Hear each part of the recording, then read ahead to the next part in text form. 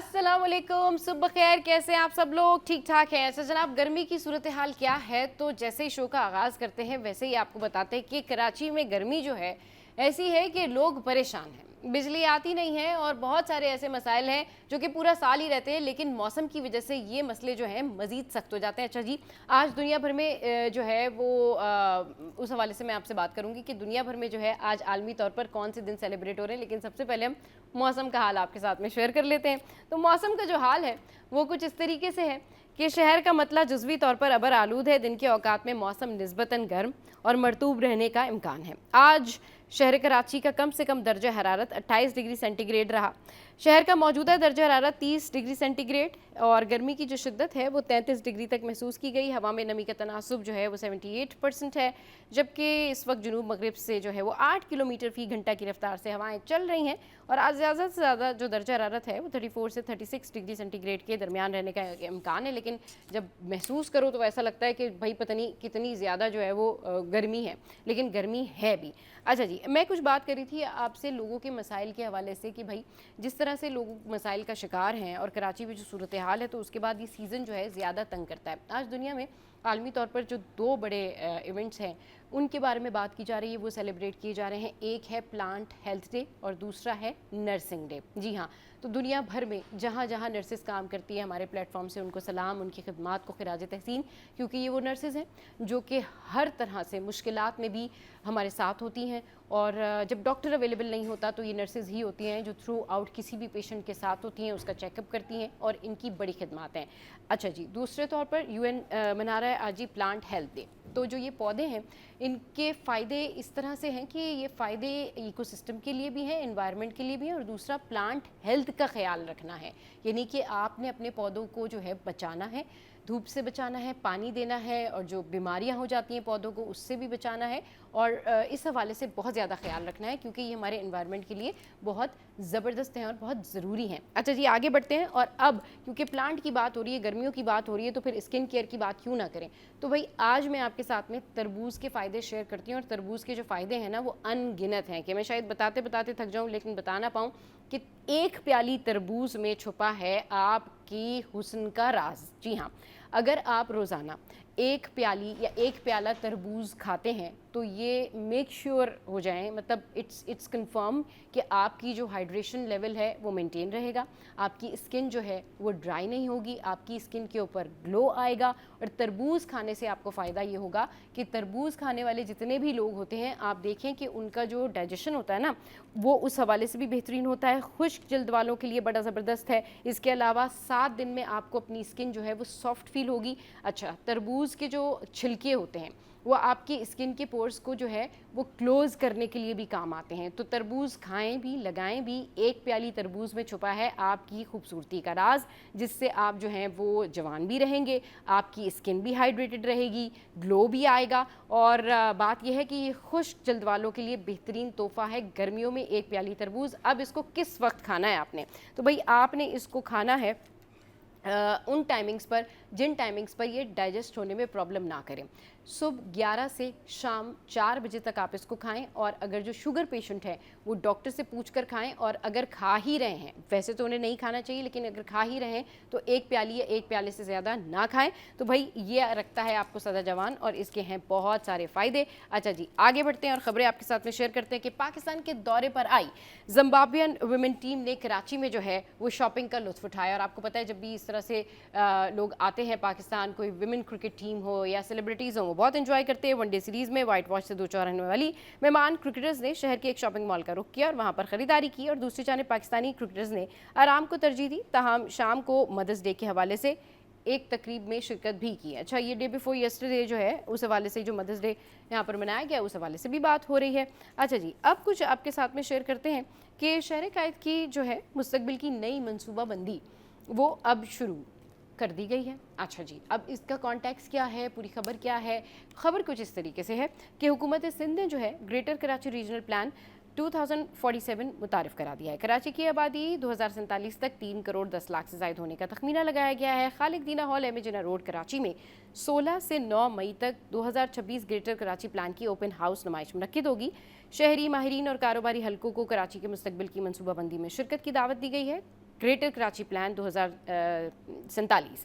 Transport, माहौलियात और शहरी सहूलियात पर खुसूसी तवज्जो दी गई है।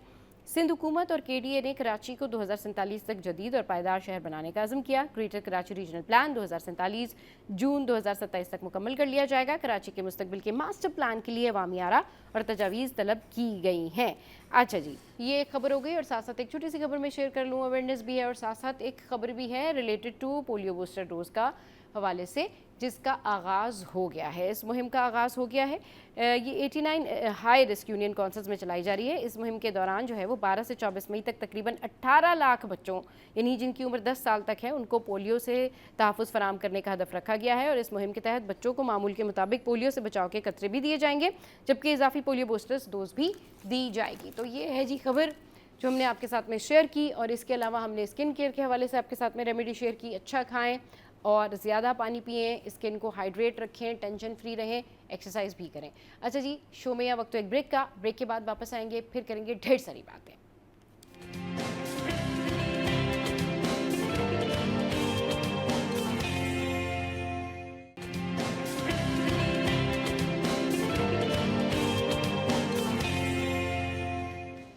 Welcome back. इंतहाई अहम टॉपिक, और आज हम जो डिस्कशन करने जा रहे हैं इस हवाले से करेंगे कि हम जो कुछ भी कर रहे होते हैं हमारी लाइफ पर उसका क्या इम्पैक्ट होता है। यानी आपने सुना होगा कि जैसी करनी वैसी भरनी, और आप जैसा करेंगे वैसा ही आपके साथ होगा। ये बिल्कुल ठीक है, क्योंकि नेकी का बदला नेकी है और बुराई का बदला जो है वो जाहिर सी बात है आपको उसके इम्पैक्ट्स आते हैं। अब ये सारी सिचुएशन जो है ये कब होती है? ये जब क्रिएट होती है जब आपका फेथ नहीं होता या आपका फेथ कमज़ोर होता है। यानी कि आपने किसी के साथ नेकी की और फिर नेकी करके वेट करने लगे कि भाई अब तो मैंने इसके साथ नेकी कर दी है तो अब मेरे साथ कुछ अच्छा होना ही चाहिए। तो अच्छा तो आपके साथ नेकी करके हो गया। जब अल्लाह ने आपको नेकी की तौफीक दे दी, इट मीन्स कि आपके साथ नेकी मतलब अच्छाई हो गई। नेकी की तौफीक मिलना भी बड़ी बात होती है। बहुत सारे लोग ये बात कर रहे होते हैं कि हमने फ़लाँ के साथ नेकी की, फ़लाँ के साथ नेकी की, हमें कोई रिवॉर्ड नहीं मिला।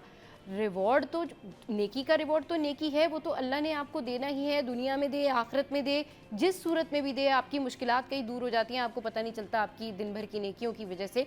लेकिन जब आपको नेकी की तौफीक मिल गई ना, तो यही आपका रिवॉर्ड है। क्योंकि बहुत सारे ऐसे लोग होते हैं वो सोचते हैं कि हम नेकी करेंगे लेकिन नेकी कर नहीं पाते। और ये नेकियां हमारे लिए किस तरह से खैर का ज़रिया बनती हैं, ये नेकियां हमारी लाइफ में किस तरीके से आगे इम्प्लीमेंट होती हैं। और ये जो बात की जाती है ना कि जी जैसी करनी वैसी भरनी, या फिर आपने जो बोया है आप वही काटेंगे, इस हवाले से आज हम बात करेंगे। और बात करने के लिए हमारे साथ फातिमा लोधी मौजूद है, सोशल एक्टिविस्ट है और फाउंडर है डार्क इज़ डिवाइन की। उनको शो में वेलकम करते हैं। अस्सलाम वालेकुम फातिमा, कैसी हैं? Good morning. अस्सलामुअलैकुम सबा, आप कैसी हैं? Good morning. मैं बिल्कुल ठीक ठाक। फातिमा, आज बड़ा इंटरेस्टिंग टॉपिक है और हम बात कर रहे हैं जैसी करनी वैसी भरनी, और इसको हम कारमा भी कह सकते हैं। और बहुत सारे लोग इसको कारमा के नाम से जानते हैं कि जी ठीक है, आपने किसी के साथ बुरा किया तो आपके साथ भी बुरा ही होगा। अच्छा जी, इसकी डेफिनेशन क्या है? और ये जो एक्सपेक्टेशंस है ना कि नेकी करके फिर इस बात का वेट करना कि भाई हमने नेकी की है तो हमारे साथ अच्छाई होगी, वो तो होगी ही। नेकी का रिवॉर्ड तो नेकी है। लेकिन ये बताएं कि आप इसको डिफ़ाइन कैसे करेंगी और ये किस तरह से लोगों की ज़िंदगी में ये जो कारमा है उनके जो अपने जो जितने भी वो काम करते हैं उसके जो इम्पैक्ट हैं वो कैसे पड़ते हैं लाइफ पे? It is such an interesting topic and I would love to yes, discuss it और with ये you. इतना लंबा टॉपिक है फातिमा कि इस पे ठीक है, जितनी हाँ, बात की बिल्कुल जाए उतना कम है। बिल्कुल ऐसे ही है, बिल्कुल ऐसे ही है। अच्छा, इंग्लिश में काफ़ी सेइंग्स हैं, you reap what you sow. जो हाँ। आप बोते हैं वही आप फिर काटते हैं। तो it's a fact, karma never forgets, ठीक है? एंड ये फैक्ट है कि अगर आप किसी के साथ अच्छाई करेंगी तो ज़रूरी नहीं है कि within a matter of let's say 1 our और 2 डेज़ आपके साथ भी कुछ अच्छा होगा। और मतलब obviously something good is going to happen, but you don't have to wait for that to happen. वो कहते हैं ना, नेकी करके आप दरिया में डाल दें, तो वही वाला हिसाब होता है कि आप कुछ अच्छा करें तो आप उसकी मतलब आपको उससे क्या इंसेंटिव मिलेगा, उससे आपको क्या what you gonna gain out of it. आपको उसको उसका वेट नहीं करना चाहिए कि मैंने आज अच्छाई की है तो मैंने इसलिए की है कि इसका मुझे सलाह मिलेगा। वो बहुत अच्छी बात है, लेकिन समटाइम्स वो कहते हैं ना कि जब आप किसी के साथ चैरिटी कर रहे हैं या कुछ कर रहे हैं तो वो भी छुपा के करनी चाहिए और आपको किसी को दिखाना नहीं चाहिए। तो जब आप अच्छाई कर रहे हैं तो उसको आप जता के ना कीजिए, आप दूसरे को ऐसा फ़ील ना कराएँ कि मैं आप पे एहसान कर रहा हूँ या एहसान कर रही हूँ। अगर आप ये भी अल्लाह की तरफ से बहुत बड़ी आपको तौफ़ीक होती है कि आप किसी के लिए अच्छा कर रहे हैं, आप किसी के लिए अच्छा सोच रहे हैं, किसी को हेल्प आउट करने की कोशिश कर रहे हैं। और ये फैक्ट है कि अगर आप किसी के साथ बुरा करते हैं, तो इन द लॉन्गर रन शायद आप वो चीज़ भूल चुके हों कि आपने किसी के साथ कुछ बुरा किया था। बट एक टाइम ऐसा आता है सबा कि आपको अल्लाह रियलाइज़ कराता है कि ये वही चीज़ तुम्हारे साथ हो रही है जो तुमने कुछ अरसे पहले किसी के साथ की थी। So it's his own ways of telling us कि जी एक साइकिल है जो कि चल रही है। फॉर एग्ज़ाम्पल अगर मैंने यहाँ पे अच्छाई की तो घूम के वो अच्छाई फिर मेरे पास ही आएगी। उसने कहीं और नहीं जाना और वो बुराई भी मेरे पास पलट कर आएगी। तो it's a fact, it does exist. बिल्कुल ठीक कह रही हैं। अच्छा, अब हम ना थोड़ा-सा इसके दीगर हिस्सों के ऊपर बात करते हैं, अदर साइड बात करते हैं कि क्या होता है कि अगर हम घर से ही देखें ग्रेजुअली, स्लोली, अगर आपका फ़ेथ बड़ा स्ट्रॉन्ग है ना, तो आपको फिर इस या बात की परवाह नहीं होती कि अगर किसी ने आपके साथ बुरा किया है, तो आपको उसको जवाब देना बड़ा ज़रूरी है। आपको ये पता होता है कि अल्लाह ताला जो है वो बेहतरीन इंसाफ़ करने वाले हैं। और जहाँ पर हम कारमा की या हम नेकियों के बारे में बात करते हो या जैसी करनी वैसी भरनी के हवाले से हम बात करते हैं ना, तो इसमें इंसान को खुद ही पता होता है कि अगर वाकई मैंने किसी के साथ कुछ बुरा किया है या अगर वाकई मुझे किसी की बात कोई समझ नहीं आई या वाकई मैंने किसी के साथ जो है वो एक्स्ट्रा ऑर्डिनरी बिला वजह का रिवेंज लिया है, तो अगर मैंने किसी को तकलीफ दी है तो जाहिर सी बात है इसके इम्पैक्ट्स मेरे ऊपर आएंगे। उसके लिए ज़रूरी नहीं है कि अगला बंदा ही आपको जो है वो सज़ा देने के लिए आए। उसके लिए आपको कुछ ऐसी चीज़ें होती हैं जिसको कहते हैं ना कि अल्लाह की लाठी में आवाज़ नहीं होती। ये वही वाला सिनेरियो है कि आपको अल्टीमेटली अभी जब हम बात कर रहे थे तो हम यही बात कर रहे थे कि अल्टीमेटली जो है ना वो आपको ये चीज़ें रियलाइज़ होना शुरू हो जाती हैं कि अच्छा फ़ाइन, मैंने फ़लाँ के साथ ये किया था तो शायद इस वजह से मेरे साथ ये हो रहा है। अगर ये कैलकुलेशन, ये सेल्फ असेसमेंट, सेल्फ अकाउंटेबिलिटी भी लोगों में ये हो जाए ना, तो मेरे ख्याल में बहुत सारे लोगों के बहुत सारे मसले हल हो जाएँ। और ये एक बड़ी लंबी डिबेट है कि जी कारमा जो है वो क्यों जल्दी से इफ़ेक्ट नहीं करता। बहुत सारे आप लोगों को देखेंगे बात करते हुए कि नहीं भाई, हमारे साथ तो लोगों ने कितना कितना कुछ बुरा किया है लेकिन उनके साथ कभी कुछ नहीं होता, वो तो और तरक्की पे जा रहे हैं और जो है ना वो कामयाबी पे जा रहे हैं। ये क्या जो है डिस्कशन है, ये क्या एक क्वेश्चन है, इसके हवाले से बात कीजिए फातिमा। हम बहुत एक तरह से कहेंगे कि जल्दबाज़ी में रहते हैं हुँ, कि हमें उसका इंस्टेंट रिज़ल्ट चाहिए, ठीक है?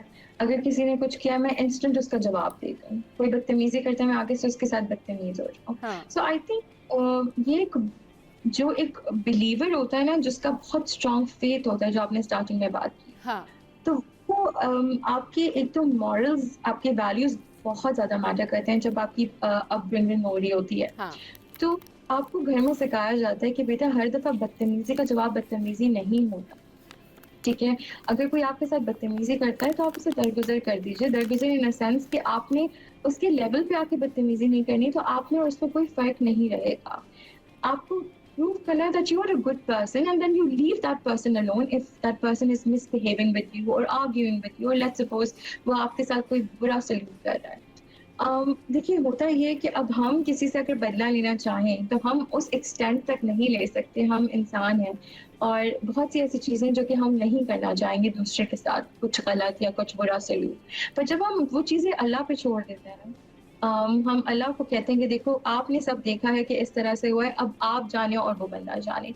Trust me, wonders can happen, because आपको नहीं पता फातिमा, कि फातिमा, जिस तरह से आपने ये बात की ना कि जब आप अपना हक छोड़ देते हैं और आपके साथ बुरा जो लोग कर रहे होते हैं उनका मामला आप अल्लाह पे छोड़ देते हैं, तो फिर आपको जो है वो पता चलता है कि अल्लाह ताला वाकई कितना बेहतरीन इंसाफ करने वाले हैं। मगर लोग बड़े ज़िद्दी होते हैं। आपको पता है लोग इतने ज़्यादा टॉक्सिक होते हैं, लोग इतना ज़्यादा बदला लेने पे यकीन रखते हैं कि वो अपनी ज़िंदगी के वो मामलात, अगर किसी ने उनके साथ कुछ बुरा किया है, अल्लाह पे नहीं छोड़ते और वो खुद रिवेंज लेने में लग जाते हैं। और फिर क्या होता है, उनकी सारी एनर्जी उसी तरफ चले जाती है और सारी पॉजिटिविटी, सारी अच्छी चीज़ें, सारी बरकतें वो सिर्फ अपने बदले में गंवा रहे होते हैं और ज़िंदगी का मिशन बना लेते हैं कि हमने तो इसको जो है वो बर्बाद करके रखना है। ऐसे लोगों के बारे में आप क्या कहेंगी और ऐसे लोगों को आप मैसेज क्या देंगी? Sabah, it's a very negative approach, I would hmm, say. Towards life, because होता क्या है कि जो एनर्जी आपको अपनी सक्सेस की तरफ, अपने कामों में या अपनी औलाद में या अपने करियर में लगानी चाहिए, अपने ऊपर लगानी चाहिए, आप वो किसी को हेट करने में लगा रहे हैं। आप दिन-रात सोच रहे हैं कि मैं किस तरह से उसको डिस्ट्रॉय कर सकता हूँ, या मैं किस तरह से उस जो बदतमीज़ी उसने मेरे साथ की थी या जिस तरह से उसने मुझे हर्ट किया था, उसका मैं किस तरह से रिवेंज ले सकता हूँ। तो जब सारा दिन आप वो सोचने में लगा देंगे, तो what are you actually doing for yourself? आप अपना टाइम वेस्ट कर रहे हैं, आप अपनी एनर्जी वेस्ट कर रहे हैं। और सबसे बड़ी बात कि जब अल्लाह खुद कहता है कि मैं भूलने वाला नहीं हूँ, तो फिर आप इस चीज़ पे यकीन रखिए कि वो नहीं भूलता। वो मतलब आप खुद सोचिए कि हमें वो 70 माँओं से ज़्यादा प्यार करता है। तो जब एक इतनी बड़ी बात है कि अगर आपकी ममा आपको रोता नहीं देख सकती, तकलीफ़ नहीं देख सकती, तो आप कैसे सोच सकते हैं कि जो है वो अल्लाह मियाँ आपको देख सकते हैं इस तरह से तकलीफ़ में। तो जब आप अपना फ़ेथ उसमें रखते हैं, छोड़ते हैं खुदा के ऊपर, मेरा यही मैसेज है लोगों के लिए कि अपने आप को आप इस लेवल पे मत लाएं, don't stoop down to low कि आप किसी और के लेवल पे जाके उसी की तरह आप रिएक्ट करना शुरू कर दें। Because there's always a good side of a person as well. हमें ये चीज़ भी देखनी चाहिए, हमें मतलब कैलकुलेशंस भी करनी चाहिए। आई नो हम बहुत सी दफ़ा we believe in the fact कि हमने इंस्टेंट रिप्लाई करना है और अभी के फ़ौरन हमने जवाब देना है। तो हमने गुस्से से भी काम नहीं लेना, क्योंकि बहुत सी बातें जब हम गुस्से में कर देते हैं, तो वही बातें कि जो अल्फ़ाज़ आपके मुँह से निकल जाते हैं, वो आप वापस नहीं ले सकते। तो आपने ठंडे दिमाग से सोचना है कि आपने किस तरह से you have to respond to that person. Maybe you respond to that person in a positive manner. And then that person is going to realize, वो ज़रूर ये realize करेगा कि उसने ज़्यादती की है या उसने बदतमीज़ी की है। And trust me, जब आपका faith strong होता है, तो आप मौजज़े होते देखते हैं कि किस तरह से अल्लाह उस शख्स को आपके सामने उसी सिचुएशन से गुजारता है जिससे उसने आपको गुजारा होता है। So it's all about your strong belief and faith. सही, बिल्कुल, बिल्कुल ठीक कह रही हैं कि ये डिपेंड करता है कि आपका फ़ेथ, आपका जो यकीन कामिल है, आपका अल्लाह पर यकीन जो है वो कितना स्ट्रॉन्ग है। और अल्हम्दुलिल्लाह सब लोग ही अल्लाह पर यकीन रखते हैं, लेकिन बस बात यही होती है कि थोड़ा बहुत यहाँ पर ज़रूर देखना चाहिए कि ज़िंदगी में हर मामले में आप सारे मैटर सॉल्व नहीं कर सकते। बहुत सारे ऐसे मैटर्स हैं, बल्कि मैं तो कहती हूँ सारे मैटर्स आप अल्लाह पर छोड़ दीजिए और अल्लाह ताला फिर खुद ही उनको जो है वो हल भी कर देता है। बहुत शुक्रिया फ़ातिमा आपके कीमती वक्त के लिए, और बहुत ज़बरदस्त बात हुई। टाइम हमारा क्योंकि शॉर्ट होता है और कुछ टॉपिक्स ऐसे होते हैं कि जिनके ऊपर बड़ी डिटेल डिस्कशन होती है। चलिए जी, यहाँ पर वक्त तो एक ब्रेक का, ब्रेक के बाद वापस आएंगे, फिर एक और गेस्ट से आपको मिलवाएंगे।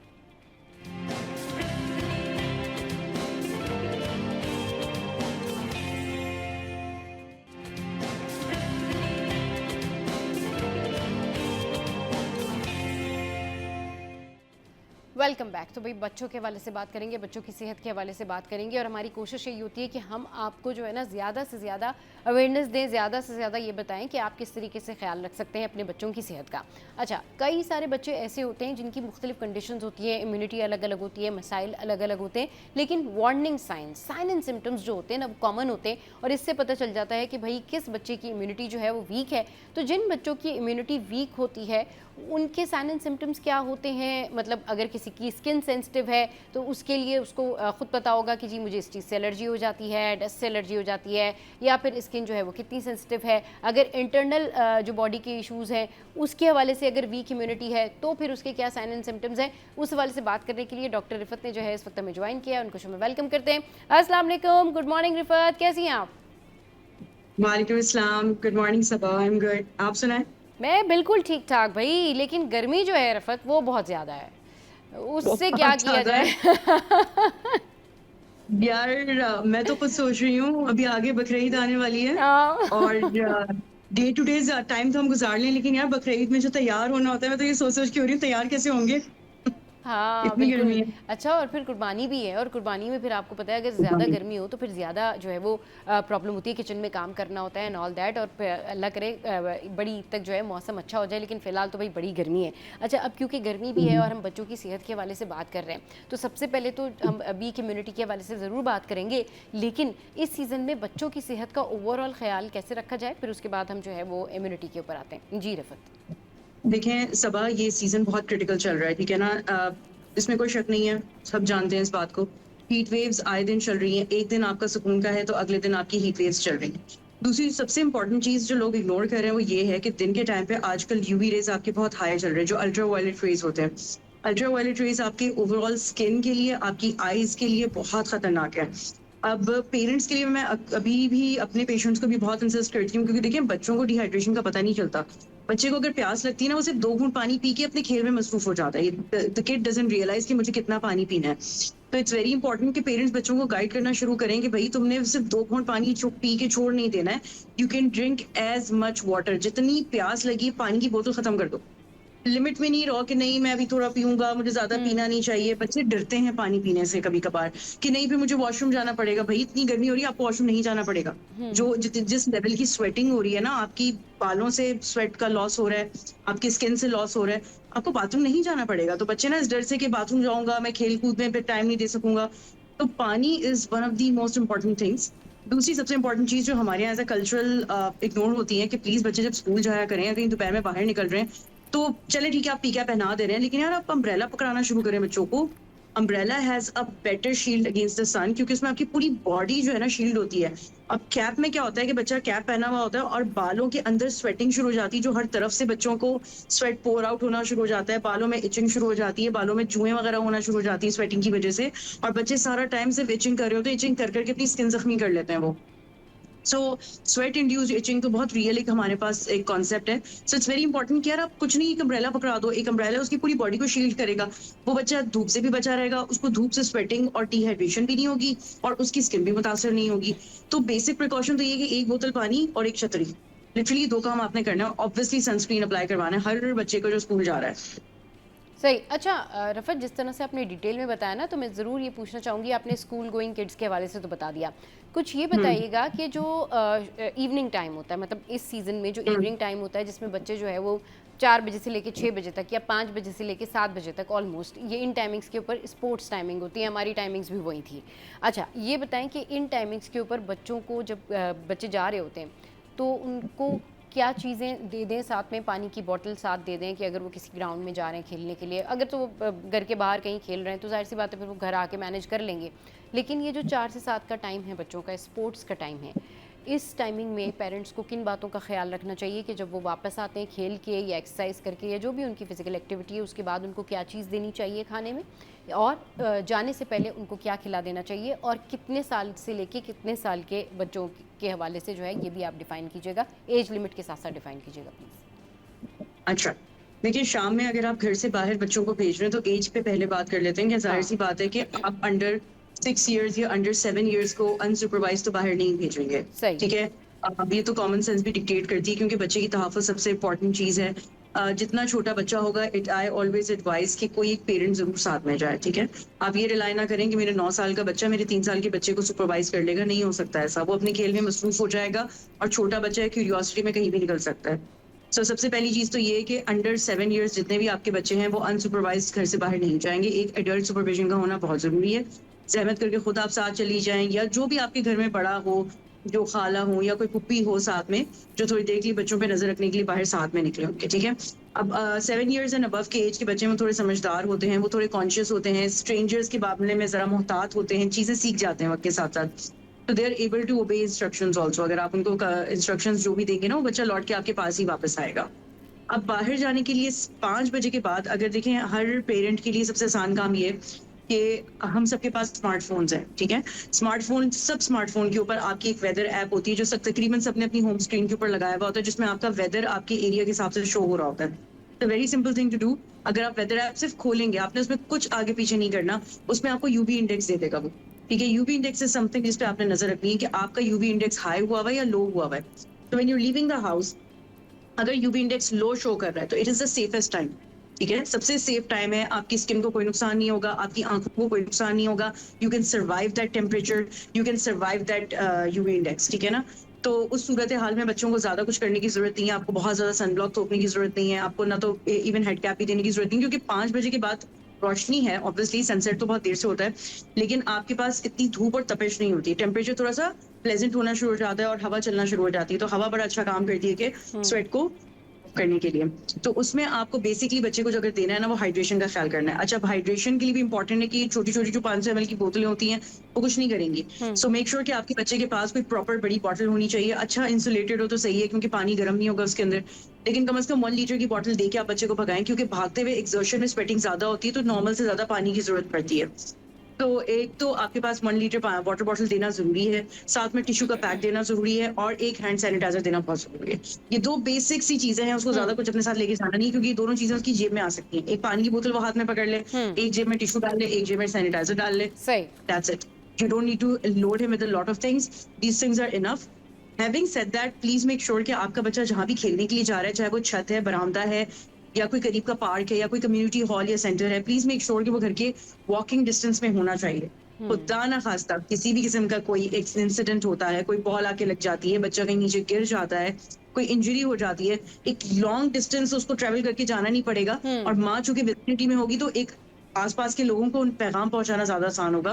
बच्चे के साथ कुछ हो गया, प्लीज आके देख लें, जो भी मसला है। सही। अच्छा, ये तो हो गए 6 से 10 साल के बच्चों के बारे में आपने बताया। अब इसके बाद मतलब 12 साल से लेके ऑनवर्ड्स जो बच्चे हैं, 18 साल तक या 20 साल तक जो लड़के होते हैं या टीन्स में होते हैं, वो क्या करें, इंक्लूडिंग गर्ल्स? उनको किन चीज़ों का ख्याल रखना चाहिए? शॉर्टली बताइएगा, फिर हम जो है वो आगे डिस्कशन कंटिन्यू करते हैं। जाहिर सी बात है, दे आर मोर इंटेलिजेंट, वो ज्यादा समझदार हैं, they are able to communicate. हाँ। उनको तो प्लस माइनस चीजों को बहुत ज्यादा अच्छी तरह पता होता है। In fact they are so intelligent nowadays कि उनको पता होता है कि छोटी मोटी कोई इंजरी हो गई, फिर ब्रूज लग गया, कोई घुटने पे चोट लग गई, तो फौरन से फर्स्ट एड क्या करना है। They have the sense to use the clean it with Dettol, and they have the sense to apply band aid on to it. तो इतनी बेसिक फर्स्ट एड तो बेसिक 12 साल से ऊपर के आजकल के तकरीबन बच्चों को पता है, क्योंकि दे माशाल्लाह वेरी इंटेलिजेंट। आपको पता है स्मार्टफोन का जमाना है, बच्चे सब कुछ स्मार्टफोन पे देख लेते हैं। तो बड़े बच्चों से तो आपको सबसे ज्यादा कंफर्ट ये रहता है, हाँ, उनके हाथ में एक सेलफोन जरूर पकड़ा देंगे, in case of any emergency you can straight away call मी, अगर कोई मसला हो जाए। द सेम इंस्ट्रक्शन फॉलोज के बच्चे अपने साथ जो है ना, क्या कहते हैं, पानी की बोतल जरूर लेके जाएं, अपना एक टिश्यू का पेपर और अपने साथ एक हैंड सैनिटाइजर जरूर लेके जाएं, ताकि ये कि अपने आप को साफ रख सकें। और जितनी 1 घंटा 1.5 घंटा जो भी उनको खेल कूद करना है, उस दौरान अगर उनको पानी पीना हो तो गंदे हाथ से तो नहीं पीना पड़ेगा, कम से कम अपनी सफाई का ख्याल कर लेंगे। हाँ, लेकिन बड़े बच्चों की टेंशन थोड़ी सी कम रहती है, क्योंकि उनको अपना पता होता है, अपने आप को देखना आता है। Sometimes you don't even tell the mother, वो अपना ख्याल खुद ही कर लेते हैं। वो बहुत बाद में आके बताते हैं, मम्मा बताना भूल गया, उस दिन चोट लगी थी मुझे। सही। हाँ, तो मेरे पास बिल्कुल। पकड़े जाते हैं, वो आते हैं जब ना, तो वो कहते हैं, मम्मा मैंने आपको नहीं बताया, तो हफ्ता पहले मुझे चोट लगी थी। तो चलिए मैंने जी। कहती देखो से खुद ही देख लें। हाँ, चलिए जी, ये तो आपने बताया कि जब बच्चे खेलने जाते हैं बाहर, तो पेरेंट्स को किन बातों का ध्यान रखना चाहिए, और साथ साथ जो थोड़े बड़े बच्चे हैं यानी टीन्स में जो हैं, उनको क्या करना चाहिए। अच्छा रिफत, अब ये इम्यूनिटी के हवाले से बताएं कि मुख्तलिफ बच्चों की मुख्तलिफ इम्यूनिटी होती है, मुख्तलिफ ज़ाहिर कंडीशंस होती हैं, हर एक इंसान दूसरे से अलग है। तो इनके जो साइन एंड सिम्टम्स हैं, वो कैसे पता लगेंगे कि किसी बच्चे की इम्यूनिटी वीक है? मतलब उसकी वालदा को, उसके पेरेंट्स को कैसे पता लगेगा कि अच्छा ठीक है, हमने इसको ये चीज़ नहीं देनी, ये तो सेंसिटिव है?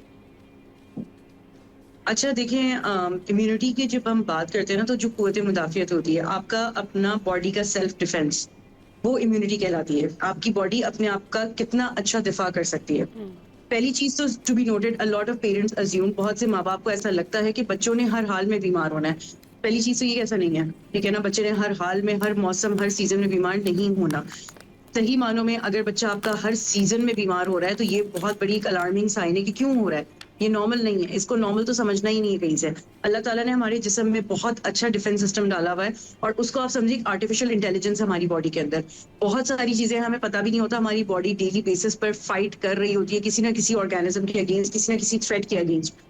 जितनी अच्छी इम्यूनिटी होगी, उतनी अच्छी आपकी बॉडी हर चीज को, कहते हैं ना, लक्कर हजम पत्थर हजम।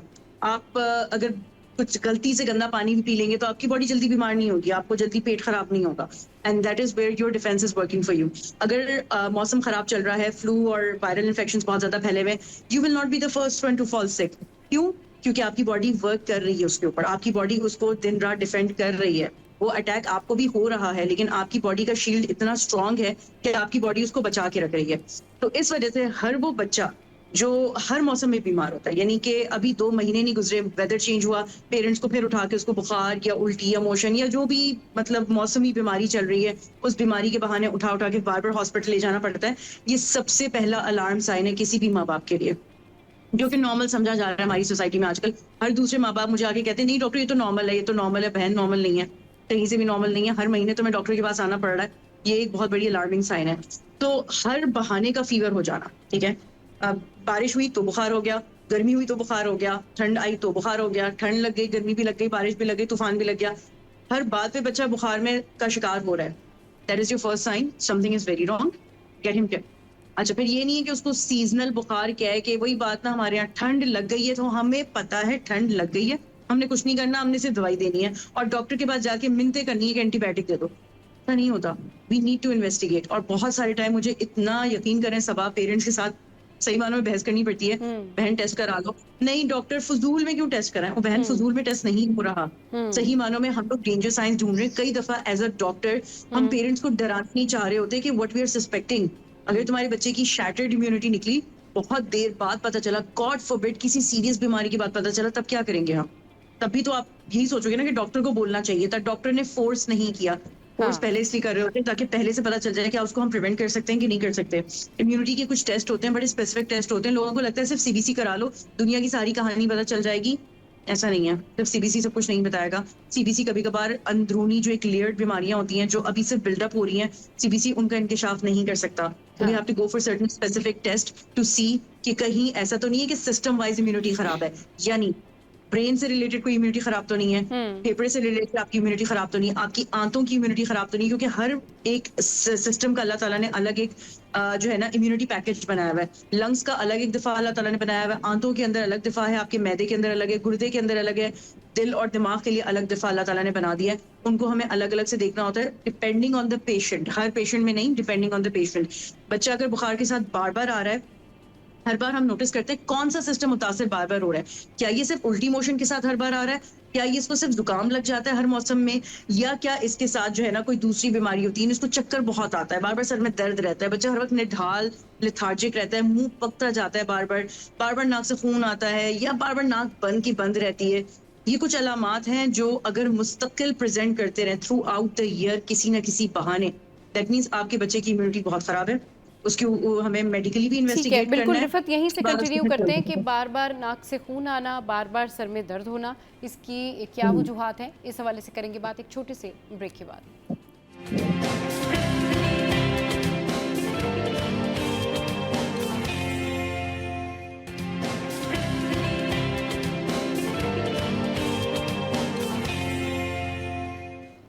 Welcome back. बच्चों की सेहत के हवाले से हम बात कर रहे हैं।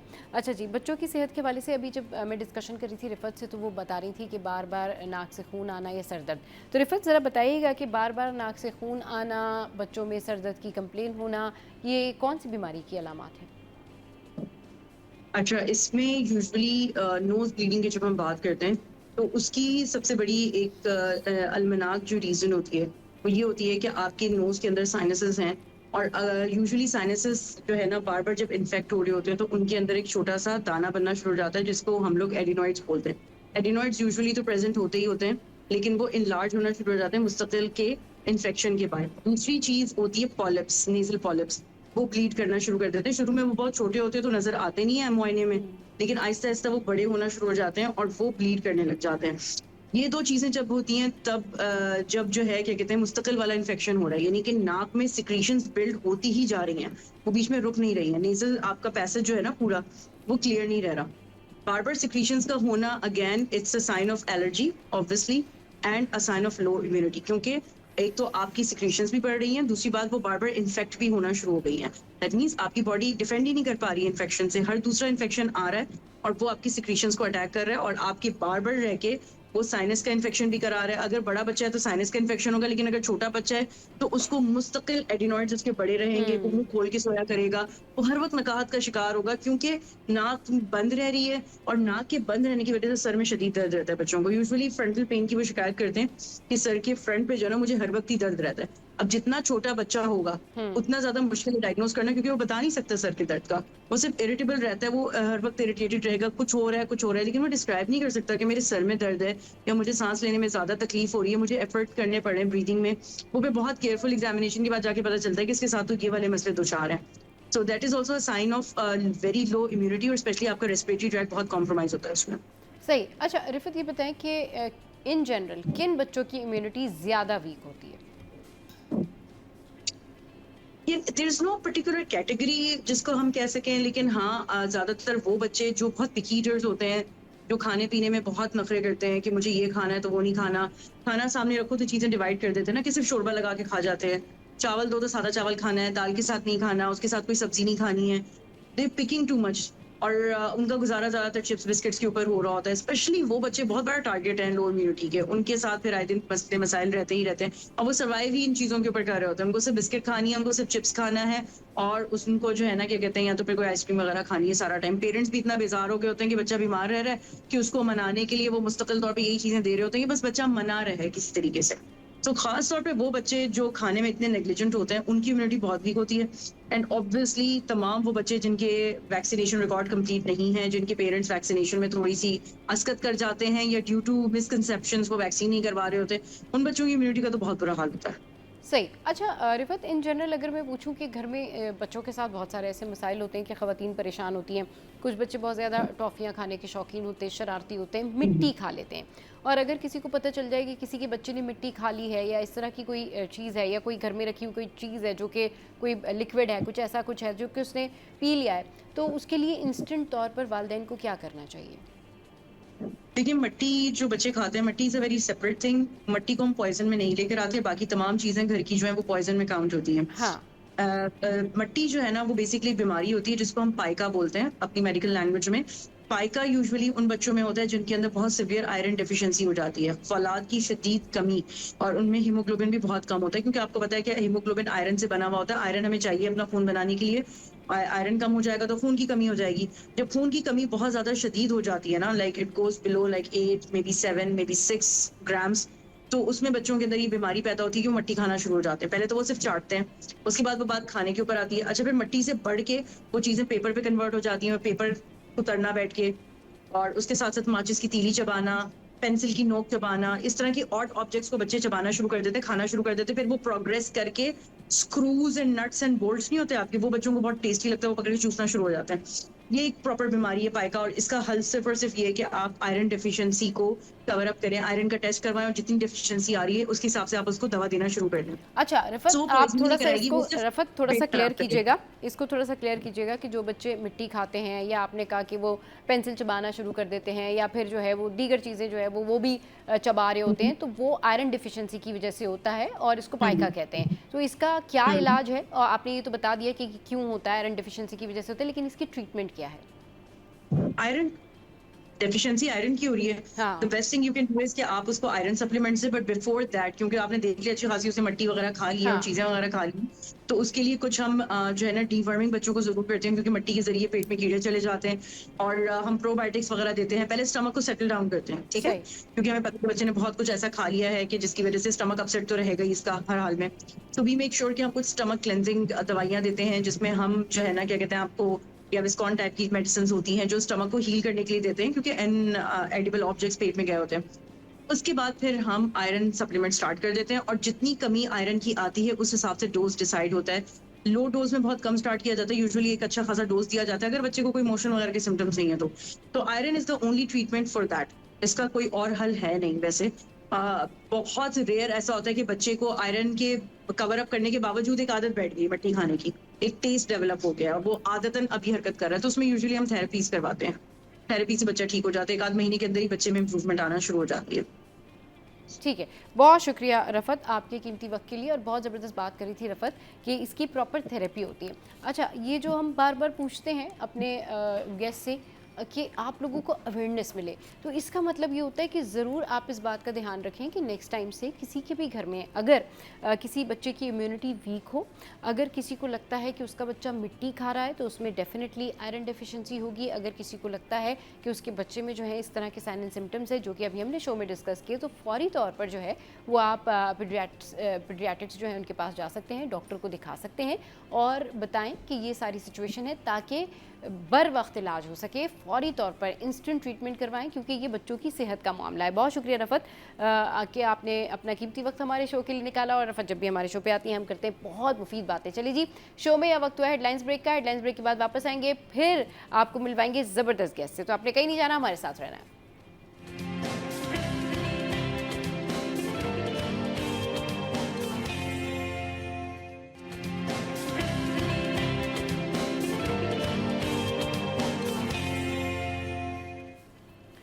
Welcome back. तो क्लाइमेट चेंज के हवाले से हम बात करेंगे। अब ये जो सीज़न है, ह्यूमिडिटी है, इतनी ज़्यादा गर्मी है, इतनी टेंशन है, इतनी जो है वो प्रॉब्लम है, तो इस क्लाइमेट में जो है वो किस तरीके से मूव ऑन किया जाए, ये क्लाइमेट जो है अपना क्या असर दिखाता है, लोगों को क्या कुछ करना चाहिए, ये क्लाइमेट जो है लोगों की स्किन के लिए कैसा है, लोगों की मूड के लिए कैसा है, और जब क्लाइमेट चेंज होता है तो क्या क्या इम्पैक्ट होते हैं, इस पर बात करने के लिए हमारे साथ ज़ैनब नईम मौजूद हैं जो कि क्लाइमेट एक्सपर्ट हैं। उनको शो में वेलकम करते हैं। अस्सलाम वालेकुम, वेलकम टू द शो। कैसी हैं आप? जी अल्हम्दुलिल्लाह, थैंक यू सो मच। अच्छा ज़ैनब, ये बताइएगा कि ये जो क्लाइमेट चेंज है, यानी जो वेदर है, ह्यूमिडिटी है, और एकदम से चेंजेस आ जाते हैं और मूड स्विंग्स, और फिर उसके अलावा आप देखें गर्मी, टेंशन, परेशानी, और बहुत सारे लोग जो हैं मुख्तलिफ बीमारियों का भी शिकार होते हैं, इसके क्या इम्पैक्ट्स होते हैं क्लाइमेट चेंज के? बिल्कुल, ये जो क्लाइमेट चेंज है ये इंसानों पर डायरेक्ट उनकी फिजियोलॉजी और साइकोलॉजी पे जो है इम्पैक्ट करता है। साइंटिफिकली अगर मैं बात करूं तो ह्यूमन बॉडी जो है वो एक मखसूस टेम्परेचर के थ्रेशोल्ड को बर्दाश्त कर सकती है, यानी कि हम 37 डिग्री सेल्सियस तक जो है अगर टेम्परेचर है तो हमारी बॉडीज प्रॉपर नॉर्मल फंक्शनिंग करती हैं। लेकिन जहाँ 37 से टेम्परेचर क्रॉस करता है तो वो थ्रेशोल्ड क्रॉस हो जाता है, तो उसके इम्पैक्ट आते हैं। सबसे पहले इम्पैक्ट आता है इंसान के जो ओवरऑल ये जो फिजियोलॉजी है, यानी कि आपके एंजाइम्स हैं हमारी बॉडी में होते हैं, डिफरेंट फंक्शन वो कर रहे होते हैं, उसको कैटलाइज कर रहे होते हैं, तो वो इम्पैक्ट हो जाते हैं। उसके अलावा फिर हमारे जो है जिसकी वजह से ये डिहाइड्रेशन और ये हीट स्ट्रोक और इस तरह से जो है मामला होते हैं। इसके अलावा जो एक और डायरेक्ट इम्पैक्ट है वो है हमारी साइकोलॉजिकल ट्रेंड जो हमारा होता है, वो ये होता है कि एकदम से एग्जाइटी हो जाती है, डिप्रेशन बढ़ जाता है, आपके जो हार्मोन्स हैं वो भी अफेक्ट होना शुरू हो जाते हैं उससे इनडायरेक्टली। और उससे क्या होता है कि आपका जो कंसंट्रेशन स्पैन है, जब गर्मी इतनी बढ़ती है आप कंसंट्रेट नहीं कर पाते, और इसके साथ साथ आपका किसी काम में दिल नहीं लगता और इंसान बहुत ज्यादा डाउन फील करता है। तो ये क्लाइमेट एग्जाइटी भी इसको कहा जाता है। और एक ओवरऑल जो एग्जाइटी ये होती है कि अब हमें पता है कि मानसून का सीजन है तो सैलाब आ सकता है, तो जिन्होंने ट्रैवल करना होता है उनको एक मुसलसल एक वो खतरा फील होता रहता है और इस चीज को भी वो स्ट्रेस में रहते हैं। तो ये स्ट्रेस, ये एग्जाइटी, ये डिप्रेशन, ये सारे क्लाइमेट की वजह से जो है इम्पैक्ट है। लेकिन अनफॉर्चुनेटली इसको हम कहते हैं कि ये non economic loss and damage होता है, ये उस तरह से मैयर नहीं कर पाते हम लोग और उस तरह से रिकॉर्ड भी नहीं होता। लेकिन पूरी दुनिया में जो तरक्की याफ्ता ममालिक है वहां पे क्लाइमेट के एग्जाइटी वाले इम्पैक्ट्स के लिए साइको सोशल सपोर्ट मौजूद होती है, और ऐसे सेंटर्स बने हुए होते हैं जहां लोगों को सपोर्ट दी जाती है कि हम इस डिप्रेशन से और स्ट्रेस को ओवरकम करें थ्रू स्ट्रेंथनिंग क्लाइमेट एक्शन। बिल्कुल। अच्छा, जिस तरह से आपने एग्जाम्पल दी ना ज़ैनब, ये बड़ी ज़बरदस्त आपने एग्जाम्पल दी कि मुख्तलिफ़ जगहों पर सेंटर्स बने होते हैं कि आपने अपना डिप्रेशन जो है इस क्लाइमेट में कैसे कम करना है और कैसे अपने आप को इस गर्मी के सीज़न में एडजस्ट करना है। क्योंकि एक्चुअल में हम ये बात ज़रूर कर रहे होते हैं कि जी बहुत ज़्यादा गर्मी है, बहुत ज़्यादा जो है वो ह्यूमिडिटी है, बहुत ज़्यादा जो है वो घबराहट हो रही है, लोगों को डाइजेस्ट करने के मसले हैं, फिर लोड शेडिंग, हमारे यहाँ तो दूसरे मसाइल भी हैं ना कि लोड शेडिंग भी है, फिर लोगों को समझ में नहीं आ रहा कि कैसे जो है इस गर्मी के सीज़न का मुकाबला करें थ्रू देयर हेल्थ, और ये सारे सेंटर्स नहीं हैं। बट अब सेंटर्स तो नहीं हैं, लेकिन इन जनरल लोगों को आप क्या अवेयरनेस देंगी कि वो किस तरीके से एडजस्ट कर सकते हैं इस सीज़न में, इस क्लाइमेट चेंज को कैसे एब्जॉर्ब करके अपनी ज़िंदगी के जो मामूल के काम है वो आगे बढ़ा सकते हैं? बिल्कुल, क्योंकि हम एक तरक्की पजीर मुल्क हैं, और इसके अलावा जो एक और डायरेक्ट इम्पैक्ट है वो ये होता है कि ये जो हशरात होते हैं, ये कीड़े मकोड़े, वायरसेस होते हैं और बैक्टीरिया होते हैं, ये भी बहुत ज़्यादा ऐसे नमी वाले मौसम में बहुत ज़्यादा इनकी तादाद भी बढ़ती हैं और बीमारियां भी मजीद फैलती हैं, ये डायरिया वगैरह आम हो जाता है। तो ये मामलात भी हैं। बहुत लंबे चौड़े इम्पैक्ट्स है, लेकिन जस्ट टू समराइज जो आपकी बात है, अब जाहिर है हमारे मुल्क में ये सेंटर्स मौजूद नहीं है, और सबसे इससे भी पहला मसला ये है कि क्लाइमेट के साइकोलॉजिकल इम्पैक्ट्स की एक्नॉलेजमेंट भी नहीं है। जब हम किसी इम्पैक्ट को एक्नॉलेज ही नहीं करते तो वहां पे फिर उसकी ओवरऑल उसकी मिटिगेशन पे या उसको ओवरकम करने के लिए बात ही वहां पे नहीं जा पाती।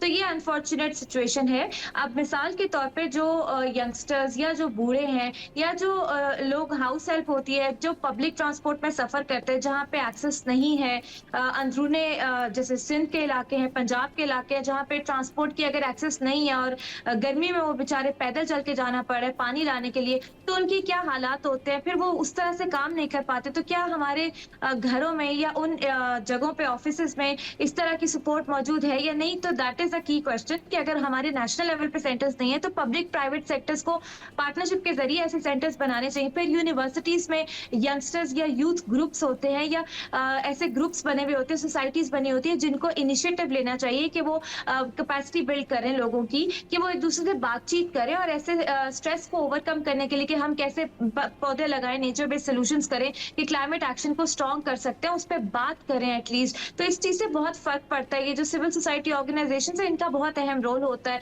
अवेयरनेस रेजिंग करें, एक दूसरे से बातचीत करें और समझें इस चीज को कि ये मसला है। एक और मैं इस पे कंक्लूड करूंगी अपना पॉइंट कि खास तौर पे कराची जैसे शहर में, जहाँ पे स्लम एरियाज बहुत ज्यादा है क्योंकि इतना बड़ा शहर है, वहाँ पे पेरी अर्बन एरियाज में जो लोग रहते हैं जिनके पास बिजली की एक्सेस नहीं, सोलर तो दूर की बात है, वहाँ पे और इंडोर हीट का मसला भी बहुत बड़ा मसला बनता जा रहा है। खासतौर पे अब जब शाम को भी गर्म हवाएं ट्रैप होती हैं, तो जो लोग घरों में रहते हैं, खासतौर पे खवातीन और बच्चे और इवन बूढ़े, वो लोग इंडोर हीट से भी बहुत ज्यादा मुतासर हो रहे हैं। जहाँ पे एसी फुल टाइम नहीं चल सकता, लोड शेडिंग अभी आप बात करी है, तो उसके इम्पैक्ट्स उस हीट से भी ज्यादा हैं जो बाहर आमतौर पे कम टाइम के लिए जो जब आपको ट्रैवल करना पड़ता है आप फेस करते हैं। तो यहाँ एक्नॉलेजमेंट बहुत जरूरी है इसके इम्पैक्ट्स की। बिल्कुल ठीक कह रही हैं कि इसकी एक्नॉलेजमेंट बड़ी ज़रूरी है। अच्छा ज़ैनब, मैं एक और चीज़ आपसे जो है वो यहाँ पर डिस्कस करना चाहूँगी। आज प्लांट हेल्थ डे भी है, तो उस हवाले से हमारे इस क्लाइमेट चेंज में, ये जो भी क्लाइमेट चेंज होता है, ह्यूमिडिटी होती है, सीज़न चेंज होता है, इसमें प्लांट कितने कारआमद साबित हो सकते हैं? लोगों को चाहिए कि एक तो प्लांट की जो पौधा है उसकी सेहत का भी ख्याल रखें, उसका भी ख्याल रखें और साथ साथ पौधे लगाएं। हमारे यहाँ पर आप देखें कि सड़कों पे, रास्तों में लोग धूप से बचने के लिए ना साया ढूंढ रहे होते हैं, लेकिन कोई साया नहीं होती, ठंडी हवा नहीं होती। जब हम बात करते हैं ना climate change and how we prepared ourselves, तो हम अपने आप को कैसे प्रिपेयर करें? प्रॉब्लम ये है कि क्लाइमेट चेंज है, राइट, फाइन इनफ, मौसम चेंज हुआ, फाइन इनफ, ह्यूमिडिटी है, फाइन इनफ, ज़ाहिर है लोगों के लिए एडजस्टेबल नहीं है, सडन मौसम चेंज हुआ है, तो इसके लिए हमने क्या प्रिपरेशन की हुई है? क्या हमने पौधे लगाए हुए हैं? क्या हमने अपने घरों को साफ़ रखा हुआ है? क्या हम अपने घरों में जिस तरह से सामान रखते हैं या जो हमारे जो एयर फ्लो है या ऑक्सीजन लेवल है, उस हिसाब से हम अपनी चीज़ें करके रखते हैं? नहीं करके रखते। जब ये सारी चीज़ें मिल जाती हैं और फिर गर्मी भी साथ में, तो बहुत सारी चीज़ें जो हैं वो आपके माइंड को भी डिस्टर्ब करती हैं, आपको साइकोलॉजिकल भी इफ़ेक्ट करती हैं, आपको आपकी जो है लाइफ है, आपका जो रूटीन है उसको भी ख़राब करती हैं और आपका मेंटल पीस भी ख़राब करती हैं। तो ग्रेजुअली स्लोली हर शख्स को क्लाइमेट चेंज के हिसाब से अपना प्लान बनाना चाहिए और अपने घर को उस तरीके से सेट करना चाहिए कि अगर सर्दियाँ आ रही हैं तो ये घर इस तरीके से जो है वो बेनिफिशियल हो सकता है, यहाँ पर ये चीज़ें हो सकती हैं, या अगर गर्मियाँ आ रही हैं तो वहाँ पर प्लांट्स होने चाहिए, छोटा सा कोई गार्डन हो, बालकनी हो, जहाँ वो बैठ के पीसफुल फील कर सकें। जी ज़ैनब। अनफॉर्चुनेटली हमारे मुल्क में एक मसला है, और ये ऐसा नहीं है कि ये मिडिल क्लास में है या एलिट्स में, ये सब में एक जैसा मसला है। वो ये है कि हम लोग ज़्यादा फोकस करते हैं ओवरऑल एस्थेटिक्स पे और कॉस्मेटिक कैंपेन्स पे, और कि जी ये खूबसूरत लगना चाहिए। मिसाल, एक छोटी सी मिसाल है इस पे कि हमारे मुल्क में जहाँ पे घर बनाए जाते हैं, बड़ा शहर हो छोटा हो, मोस्टली अब एक ट्रेंड चल रहा है कि उसको ग्रे पेंट और वो इस तरह के कलर से पेंट कर दिया जाता है जो कि हीट को एब्जॉर्ब करते हैं अपने अंदर और वो रिफ्लेक्ट बैक नहीं करता, तो घर ऑटोमेटिकली गर्म हो जाएंगे। सेकेंडली, अब सायेदार दरख्त की बात हो रही है, अगेन वहां पे भी ये मिस गवर्नेंस की अप्रोच है बहुत बड़ी। हम लगा देते हैं ऐसे दरख्त कि जी खूबसूरत लगे और जल्दी फले फूले, नेटिव लोकल दरख्त को भूल जाते हैं, हम पाम प्लांट कर देते हैं, हम कोनोकार्पस लगा देते हैं, वो कुछ अर्से बाद रियलाइज होता है ये तो ठीक नहीं, इसको भी काट दो, लेकिन उसके बावजूद उसकी जगह पे लोकल दरख्त नहीं लगता। तो सायेदार दरख्त में आपके शीशम है, पीपल है, कीकर है, अमलतास है, जकरंडा, कितने हमारे लोकल दरख्त हैं जो कि पुराने काट दिए जाते हैं। वो क्यों नहीं लगाए जाते? क्योंकि उनको फलने और बड़े होने में टाइम लगता है, सालों ले जाते हैं वो, लेकिन काटते हुए हम एक दफा नहीं सोचते कि यहाँ इंफ्रास्ट्रक्चर खड़ा करना है तो हम इसको काट दें। हमारे मुल्क में डेवलपमेंट की जो डेफिनेशन है उसकी अंडरस्टैंडिंग गलत है कि हम इंफ्रास्ट्रक्चर लगाते जाए, दरख्त काटते जाए तो हम तरक्की याफ्ता मुल्कों में शायद हमारा शुमार हो जाए, विच इज रॉन्ग, क्योंकि हम क्लाइमेट वल्नरेबल है। तो ये दो चीजें कि सिर्फ आपको एस्थेटिक्स के लिए, इवन अपने घरों में भी जो हम इंडोर प्लांट्स की भी बात करते हैं, लोकल प्लांट्स और लोकल दरख्तों को फरोग दें। आपके उसका जो माइक्रो क्लाइमेट होता है लोकल दरख्त का, वो बहुत बहुत ज़्यादा फ़ायदेमंद हो सकता है, वो ठंडा रखने के काम आ सकता है। आपके इर्द-गिर्द के इलाके को एक दरख्त से भी बहुत फ़र्क पड़ता है। और अगर आप कहीं इंफ्रास्ट्रक्चर या कंस्ट्रक्शन के प्रोजेक्ट्स कर रहे हैं, तो प्लीज़ खुदारा इस चीज़ को याद रखें कि एक दरख्त भी कटता है, तो आने वाली नस्लों के लिए जो 50 डिग्री तक टेम्परेचर जा रहा है पूरे मुल्क में कितनी जगहों पे, क्या वो सर्वाइव कर सकेंगे इस मुल्क में? तो ये कुछ चीज़ें हमें देखने की ज़रूरत है। इसके अलावा हमें ये देखना है कि जो वेंटिलेशन की बात हो रही है, आपको याद होगा पहले दौर के घरों में खुले सहन बहुत ज़्यादा ट्रेंड था। इसके अलावा जो है शाम में बागात आस-पास बहुत होते थे, अब वो बागात भी ख़त्म कर दिए गए, लेकिन घरों का भी कंस्ट्रक्शन ऐसी होती है जो बहुत ज़्यादा कंजस्टेड और ओपन एरिया कम रखा जाता है। तो हमें इन चीज़ों को देखने की ज़रूरत है। जितना ओपन एरिया ज़्यादा होंगे, वो छज्जे होते थे, रूफटॉप वेंटिलेशन होती थी, उतना आपके घर में एसी की ज़रूरत कम पड़ेगी और आपको कम बिजली इस्तेमाल करनी पड़ेगी। तो ये बेसिक सेंस है, हमने अपनी रूट्स को भुला दिया है, वो हम अगर दोबारा रिवाइव करें तो बहुत सारी चीज़ें बेहतर हो सकती हैं। बिल्कुल ठीक कह रही हैं। चलिए जी, इसी हवाले से मज़ीद भी डिस्कशन करेंगे कि प्लांट्स लगाने चाहिए, कैसे लगाएं, किन रंगों का इंतखाब करें, मूड को अच्छा रखने के लिए क्या करें। क्लाइमेट चेंज इफ़ेक्ट डालता है हमारे जहनों पर, हमारी सेहत पर, लेकिन इससे बचने का तरीका क्या है, इस हवाले से होगी बात छोटे से ब्रेक के बाद।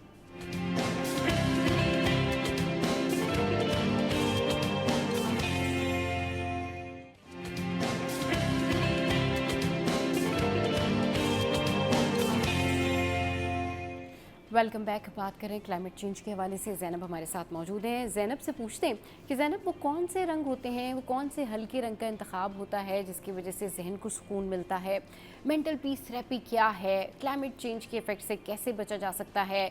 प्लांट्स लगाएं, ज़ैनब बात करी थी लोकल प्लांट्स के हवाले से, तो लोकल प्लांट्स में जो है वो कौन कौन से प्लांट्स शामिल हैं, इस हवाले से ज़ैनब से पूछते हैं। और जो लोग अब नए शिफ्ट होंगे, मैं ज़रूर ये बात मेंशन करना चाहूँगी ज़ैनब कि अब जो लोग नए घरों में शिफ्ट हो रहे हैं वो उसी प्लान से जाएं कि अगर सर्दियां हैं या गर्मियां हैं, दोनों सूरतों में जब इन घरों में रहना है तो उसको उसी तरीके से डिज़ाइन करें कि गर्मियों के लिए स्पेशली गार्डन्स का इंतखाब करें और सर्दियों में फिर वो जो डिफरेंट चीज़ें चाहिए होती हैं उस हवाले से अपने घर मैनेज करें। जी ज़ैनब।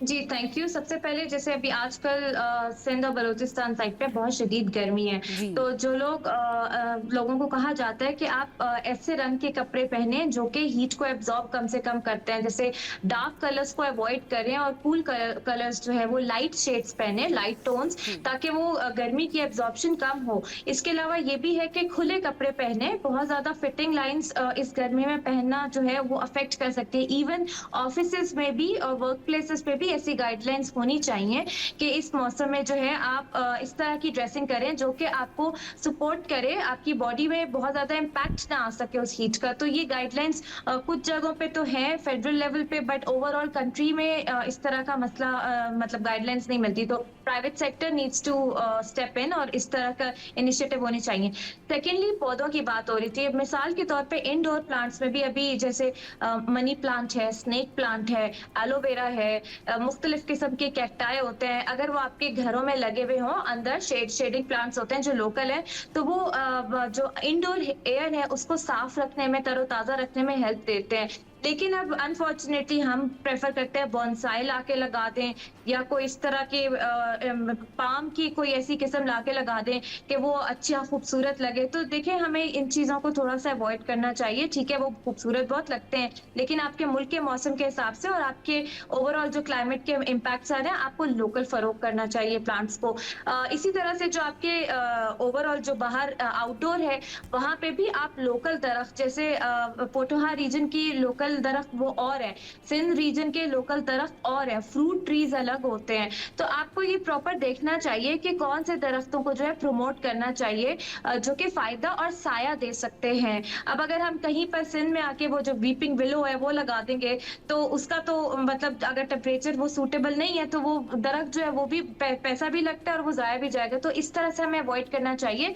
इसके लिए जरूरी है, वैसे तो प्लांटेशन कैंपेन्स होती है नेशनल लेवल पे और प्रोविंशियल लेवल पे भी, तो गवर्नमेंट का बहुत अहम रोल होता है कि वो कौन से दरख्त जो है वो प्रमोट कर रहे हैं, और स्प्रिंग सीजन के दरख्त अलग होते हैं और उसको कैसे प्रमोट करने की जरूरत है। तो जहाँ आउटडोर कैंपेन्स में प्रमोशन है, वहाँ इंडोर लेवल पे भी प्लांट्स को प्रमोट करने की जरूरत है, और आवाम को इस तरफ रागिब करें कि वो अपने छतों पे भी जो है वो ऐसे प्लांट्स लगाएं जिससे घर जो है वो थोड़ा ठंडा रहने में वो हेल्प करते हैं। तो ये इस तरह की जो गाइडलाइंस है वो होनी चाहिए, और वो गवर्नमेंट की तरफ से ज्यादा बेहतर है। अगर नहीं आ रही तो प्राइवेट सेक्टर जो है ये इनिशिएटिव ले सकता अच्छा, है। अब आपने गवर्नमेंट की, प्राइवेट सेक्टर की, आपने ग्रेजुअली जो है वो बात की। अगर हम घरों की बात करें, छोटे फ्लैट्स जहाँ पर कंजेशन है, मतलब यानी गर्मी है, हब्स है, उसको कैसे प्लान करें अकॉर्डिंग टू क्लाइमेट चेंज? वहाँ पर क्या चीज़ें होनी चाहिए, कौन से पौधे लगाएं? छोटी सी बालकनी है, वहाँ पर किस तरह की प्लांटेशन की जा सकती है? एयर फ्लो के लिए क्या किया जा सकता है? क्रॉस वेंटिलेशन के लिए क्या कुछ किया जा सकता है? इस हवाले से बताएं कि क्लाइमेट जो है ना हमारा, ये जो इतना गर्म मौसम है, इसको क्या चीज़ें घर में अगर रखी जाएँ या प्लान की जाएँ तो वो बेनिफिशियल होती हैं? जी, जैसे अब आपके ऐसे फ्लैट्स हैं या इस तरह की हाउसिंग सोसाइटीज हैं जहाँ पे बहुत ज्यादा ओपन स्पेसेस नहीं है और आपकी बालकनीज हैं, तो वहाँ पे आप ऐसे पौधे पहले तो प्रमोट करें, क्योंकि पूरे मुल्क का सबसे बड़ा मसला है एयर पोल्यूशन, जो कि अब सिर्फ स्मॉग सीजन में नहीं होता, थ्रू आउट द ईयर रहता है। तो एयर पोल्यूशन को कंट्रोल करने के लिए आप ऐसे पौधे लगाएं जो कि अपने अंदर पोल्यूटेंट्स को जज्ब करने का काम करते हैं। मिसाल के तौर पे एक बड़ा कॉमन पौधा है सूरजमुखी का। सूरजमुखी का फूल जो है वो अपने अंदर पोल्यूटेंट्स को जज्ब करता है। तो अगर आप ऐसे फूल लगाते हैं तो वो आपकी एयर को प्योरीफाई करते हैं। इसके अलावा मजीद भी जो है मुख्तलिफ किस्म के कैक्टस होते हैं जो कि इसमें हेल्प आउट करते हैं, और भी बहुत से आपके स्नेक प्लांट, जैसे मैंने पहले भी बात की, वो भी आपकी इंडोर जो है एयर क्वालिटी को अच्छा करता है। फिर बालकनी में इसके अलावा आप मनी प्लांट जो है वो तो इंडोर भी लग सकती है और बालकनी में भी। इसके अलावा हमारे लोकल बेलें हैं कुछ ऐसी जो आप फ्रूट की भी बेलें लगा सकते हैं, जैसे अंगूर की बेल बहुत फलती फूलती है।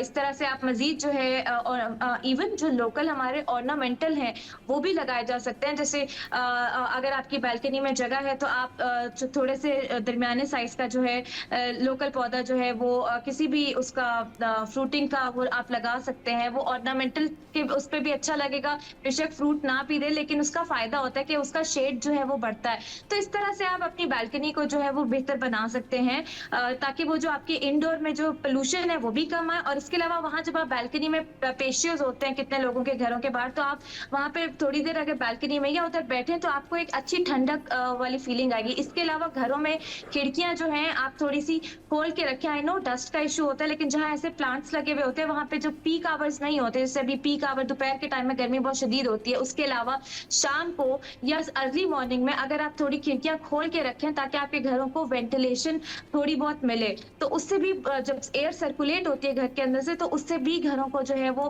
पोल्यूशन से और गर्मी से जो है वो रिलीफ मिलता है। तो ये छोटे छोटे स्टेप्स हैं जो किए जाएं, उसका फायदा। हाँ, हमेशा अपने पौधों को पानी पाइप से देने के बजाय स्प्रिंकलर यूज करें, क्योंकि पानी की किल्लत भी इस गर्मी में बहुत बड़ा मसला है। स्प्रे और उस टाइम पे पानी दें जिस टाइम पे फायदा है, जैसे सुबह का टाइम होता है यूजुअली और एक शाम का टाइम होता है। मुसलसल पानी देना भी जो है वो पौधे खराब कर सकते हैं और वो उसकी जरूरत भी नहीं होती। सही। अच्छा, इंसानी सेहत पर क्लाइमेट चेंज जो है वो किस तरह से असरअंदाज होता है, और कौन सी ऐसा इसका की फैक्टर है जो लोगों का मेंटल पीस खराब करता है? देखिए, डायरेक्टली तो बीमारियां फैलती हैं ऐसे मौसम में। पोल्यूशन भी इसका डायरेक्ट इम्पैक्ट है। जैसे मैंने बताया, बैक्टीरियल बीमारियां, वायरल बीमारियां बहुत ज्यादा आम होना शुरू हो जाती हैं। जैसे जैसे गर्मी की शिद्दत में इजाफा हो रहा है, वैसे वैसे जो एंटीबायोटिक रेजिस्टेंस है वो बढ़ रही है। ऐसे वायरसेस सामने आ रहे हैं जो पहले कभी जिनका नाम भी नहीं सुना था, और बीमारी की जो रिकवरी है, लोगों की रिकवरी इम्पैक्ट हो रही है बहुत ज्यादा, खासतौर पर तरक्की पजीर ममालिक में और हमारे जैसे मुल्क में। फिर इसके अलावा पानी के अंदर बीमारी फैलती है इस गर्मी में, वाटर बॉर्न डिजीजेस, जो फिर सैलाब आते हैं तब भी वो बीमारियां फैलती हैं। तो डायरिया बहुत आम होता है, डेंगू आम हो जाता है। इसके अलावा वाटर बॉर्न से ये मच्छरों की जो बीमारियां, मलेरिया, ये बहुत आम हो जाती है। तो ये इस तरह के मामला है। फिर स्किन डिजीजेस बहुत ज्यादा फैलती हैं इस गर्मी में, जो है और गंदे पानी से भी, क्योंकि पानी भी आलूदा होता है खासतौर पे। तो ये सारे मामला है। फिर जो आपका ज़रई जमीन है उसमें भी बीमारियां आना शुरू हो जाती हैं, जैसे कीड़े के अटैक बहुत कॉमन हो जाते हैं। डिस्टेंट साइड पे केले और आम की फसल में कीड़ा बहुत कॉमन होना शुरू हो गए, जी। क्योंकि शदीद गर्मी में ये बीमारी फैलती है। तो वही जब आप कंज्यूम करते हैं उससे, फिर साइकोलॉजिकली जैसे मैंने पहले भी बताया, एक तो आप बहुत ज़्यादा गुस्सा और एंग्जायटी और डिप्रेशन बहुत ज़्यादा आम होता है। फिर बर्दाश्त भी लोगों में कम हो जाती है, ज़ाहिर है इतनी गर्मी में, तो उसकी वजह से भी एक ओवरऑल जो है ये वायलेंस के क्राइसिस और जेंडर बेस्ड वायलेंस में सबसे ज़्यादा रिपोर्ट किया जाता है घरों के अंदर भी, कि जो खवातीन इस गर्मी में लोड शेडिंग में चूल्हे के आगे काम कर रही होती है, फिर अगर वो टाइम पे खाना ना बनाए या उनके बच्चे और हस्बैंड जब घर आते हैं तो वो एक और सिचुएशन होती है। तो ये सारा कनेक्टेड है। इसीलिए ज़रूरी है कि जहाँ हम डायरेक्ट डिजीज़ेज़ पे, डिजीज़ कंट्रोल पे और हॉस्पिटल्स में बात करते हैं, वहाँ पे साइकोलॉजिकल सपोर्ट के लिए भी गवर्नमेंट को इनिशिएटिव लेना बहुत ज़रूरी है। और अगर गवर्नमेंट नहीं ले रही तो घरों में जब आप शाम में मुलाकात होती है, रिश्तेदारों से मिलते हैं या दोस्तों के साथ बैठते हैं, तो इस मौजू पे ज़रूर बहस करें कि इसको हम ओवरकम करने के लिए क्या कर सकते हैं, उससे डिप्रेशन में कमी आती है। बिल्कुल, अब यही हो सकता है ना, जिस तरह से कि आप बता रही है कि हमारे यहाँ उस तरह से सेंटर्स की सहूलियात नहीं है कि जहाँ पर लोग जाके अपनी एंजाइटी के बारे में बताएं कि भाई हमें ये सारे प्रॉब्लम्स इसलिए हो रहे हैं क्योंकि क्लाइमेट चेंज है, मौसम गर्म है और चीज़ों को हुकअप करने में, मूव ऑन करने में आगे प्रॉब्लम होती है। क्योंकि जब आपके दिमाग में एंजाइटी है, जब आपके दिमाग में मेंटल पीस नहीं है, आप मेंटली फिट नहीं हैं, आप इरिटेट हो रहे हैं, तो जाहिर सी बात है आपकी बहुत सारी चीज़ें, आपकी सराउंडिंग में बहुत सारी चीज़ें, आपकी सराउंडिंग में रहने वाले, आपके अपने, आपके घर वाले भी इफ़ेक्ट होते हैं। और ऐसा नहीं है कि ये इरिटेशन सिर्फ एक शख्स के साथ हो रही होती है, उस क्लाइमेट में सभी लोग इफ़ेक्ट कर रहे होते हैं। अब कुछ लोगों के अंदर पेशेंस भी बहुत होता है या उनको ओवरकम करना आता है कि अगर उनको गर्मी लग रही है या उनको ह्यूमिडिटी जो है वो इरिटेट कर रही है, क्लाइमेट चेंज की वजह से उनको प्रॉब्लम हो रही है, तो वो कुछ ना कुछ इस तरह की एक्टिविटी करते हैं, या वो कोई पौधे ले आते हैं, या वो खुद शाम को कहीं पर चले जाते हैं। किसी जगह पर आपने देखा हो पार्क्स गर्मियों में बहुत ज़्यादा भरे हुए नज़र आते हैं, या फिर वो वॉक पे चले जाते हैं, या इस तरह की कोई ना कोई एक्टिविटी जो है वो लोग ज़रूर कर रहे होते हैं ताकि वो अपनी एंजाइटी को, अपने डिप्रेशन को, और वो जो एक होता है ना कि इरिटेशन होती है पूरा दिन की, गर्मी, धूप और एंजाइटी, उससे बच सकें। लेकिन ज़ैनब, ये तो चले रोज़मर्रा की रूटीन हो जाती है। अब गवर्नमेंट लेवल पर जिस तरह से आपने जिक्र किया कि प्लांटेशन होनी चाहिए, बिल्कुल होनी चाहिए, प्लांट्स का ख्याल रखना चाहिए, बिल्कुल करना चाहिए, क्लाइमेट चेंज के हवाले से इकदाम करने चाहिए, सेंटर्स बनाने चाहिए, बिल्कुल बनाने चाहिए। लेकिन जब ये चीज़ें अवेलेबल नहीं हैं तो जो आम लोग हैं वो किस तरीके से जो है अपने पूरा दिन गुजार सकते हैं इस क्लाइमेट चेंज में? उनको हम तो अपने प्लेटफॉर्म से यही कहते हैं कि गैर ज़रूरी आप सफ़र नहीं करें, घरों से बाहर नहीं निकलें, लेकिन आपकी क्या गाइडलाइंस हैं? आप अपने तौर पर क्या समझती हैं कि इस सीज़न में या इस क्लाइमेट चेंज में या ओवरऑल जो तब्दीली होती है मौसमियाती, उसमें लोगों को किस तरीके से रहना चाहिए? क्या उनको जो है वो डेली रूटीन अख्तियार करनी चाहिए? सबसे पहले तो ये देखें कि क्लाइमेट चेंज ज़ाहिर है ये ऐसी हकीकत है जो मैनिफेस्ट हो रही है, और इससे जो है वो इसको डिनाई करना जो है वो अब हमें कहीं नहीं लेकर जाएगा। तो दिस इज़ हैपनिंग एक्चुअली, और ये मौजूदा सूरत हाल है, ये कोई फ्यूचर का ट्रेंड नहीं है। तो इस कॉन्टेक्स्ट में आप ये देखें कि जहाँ पे नेचर बेस्ड सॉल्यूशंस ज़्यादा होते हैं, जंगलात ज़्यादा होते हैं, चाहे आप एक तपती धूप में एक आम सड़क पर ट्रैवल करें, लेकिन उसी तपती धूप में उस जगह पे ट्रैवल करें जहाँ आसपास दरख्त लगे हुए हैं, आपको बहुत ज़्यादा टेम्परेचर में डिफरेंस नजर आएगा। तो जंगलात और दरख्त की कटाई पे उसको रोकने की पूरी कोशिश करें, जहां काटा जा रहा है उसको रिपोर्ट करें, और वो नहीं होना चाहिए। और आपके घरों के आसपास भी अभी भी टाइम है, जितना आप ग्रीनरी प्रमोट कर सकते हैं उतनी अच्छी बात है। बेशक छोटे मोटे पौधे लगा के या दरख्त लगा के या ऐसी सोसाइटी लेवल पे कैंपेन शुरू करें कि आप कैसे जंगलात को प्रमोट कर सकते हैं। और कराची साइड पे तो बहुत ज्यादा ऐसी कैंपेन सिविल सोसाइटी भी इनिशिएट करती रहती है, लेकिन मजीद होने की जरूरत, इसको रुकना नहीं चाहिए। इसके अलावा आप ये देखें कि पोल्यूशन का एक और कनेक्टेड इशू है। तो आप कूड़े को मैनेज कैसे कर सकते हैं, किस तरह से इतना अपना जो रिसोर्सेज जो आप खरीदते हैं चीजें, उनको कैसे बैलेंस के साथ यूज करें कि कचरा कम से कम हो, चाहे वो खाना है, चाहे वो कोई आपकी ग्रोसरी है, चाहे वो आपके कपड़े हैं, ऐसी चीजें इतनी लिमिट में यूज करें कि उसका वेस्ट कम से कम हो और वो ज्यादा रीयूज हो सके। जाया की नहीं होनी चाहिए चीजें, तो वेस्ट कम होगा तो पोल्यूशन भी कंट्रोल होगी। फिर गाड़ियां जो है, हर जगह करीब से करीब जगह जाने के लिए आपको गाड़ी का इस्तेमाल जरूरी नहीं है, आप वॉक करें, या जो लोग अफोर्ड कर सकते हैं वो इलेक्ट्रिक स्कूटीज हैं आजकल और ईवीज हैं, उस तरफ जाएं। जो नहीं अफोर्ड कर सकते वो साइकिल्स ले, साइकिल्स पे ट्रैवल करें। हाँ, शदीद गर्मी में वो चैलेंज होता है, वो नहीं हो सकता, लेकिन जितना ट्राई करें उस चीज को अवॉइड करना उतना अच्छा है। ये क्लाइमेट एक्शन में आपका किरदार है। फिर पानी के ज़्यादा को कंट्रोल करें, ये छोटे छोटे स्टेप्स हम अपने घरों में ले सकते हैं। तो बात ये है कि बेसिकली क्लाइमेट और जहाँ पे गवर्नमेंट को आपकी सपोर्ट चाहिए क्लाइमेट एक्शन के लिए, जैसे इस मौसम में जो आगे मानसून आने वाले हैं तो टूरिज्म नॉर्थ में बढ़ जाता है, वहाँ सैलाबी खर्चा ज्यादा सही, होता है, बिल्कुल ग्राफ बिल्कुल ठीक है, ये तो प्लीज गाइडलाइंस उस के पे ऊपर अमल करना चाहिए। अटेंशन ठीक देंगे। है, बहुत शुक्रिया ज़ैनब आपके कीमती वक्त के लिए। आपने अपना कीमती वक्त हमारे शो के लिए निकाला और आज बात हुई प्लांट हेल्थ के हवाले से, आज बात हुई क्लाइमेट चेंज के हवाले से, और बात वही है कि आपने दरख्त लगाने हैं, प्लांटेशन करनी है, ये आधा सोल्यूशन है आपके मेंटल पीस का क्लाइमेट चेंज में, गर्मी में, हब्स में, परेशानी में। चलिए जी, शो में वक्त एक ब्रेक का। ब्रेक के बाद जब वापस आएंगे तो आज हुमैरा हमें ज्वाइन कर रही हैं और आज हुमैरा से हम पूछेंगे कि ये जो सीज़न है, ये सीज़न हो या सर्दियां हो, किचन के प्रॉब्लम्स जूं के तू रहते हैं, लाल बेग हैं, छुपकली है, कीड़े मकोड़े हैं, और ये सारी चीज़ें जो हैं इनका खात्मा कैसे होगा ये जानेंगे हुमैरा से, लेकिन एक छोटे से ब्रेक के बाद।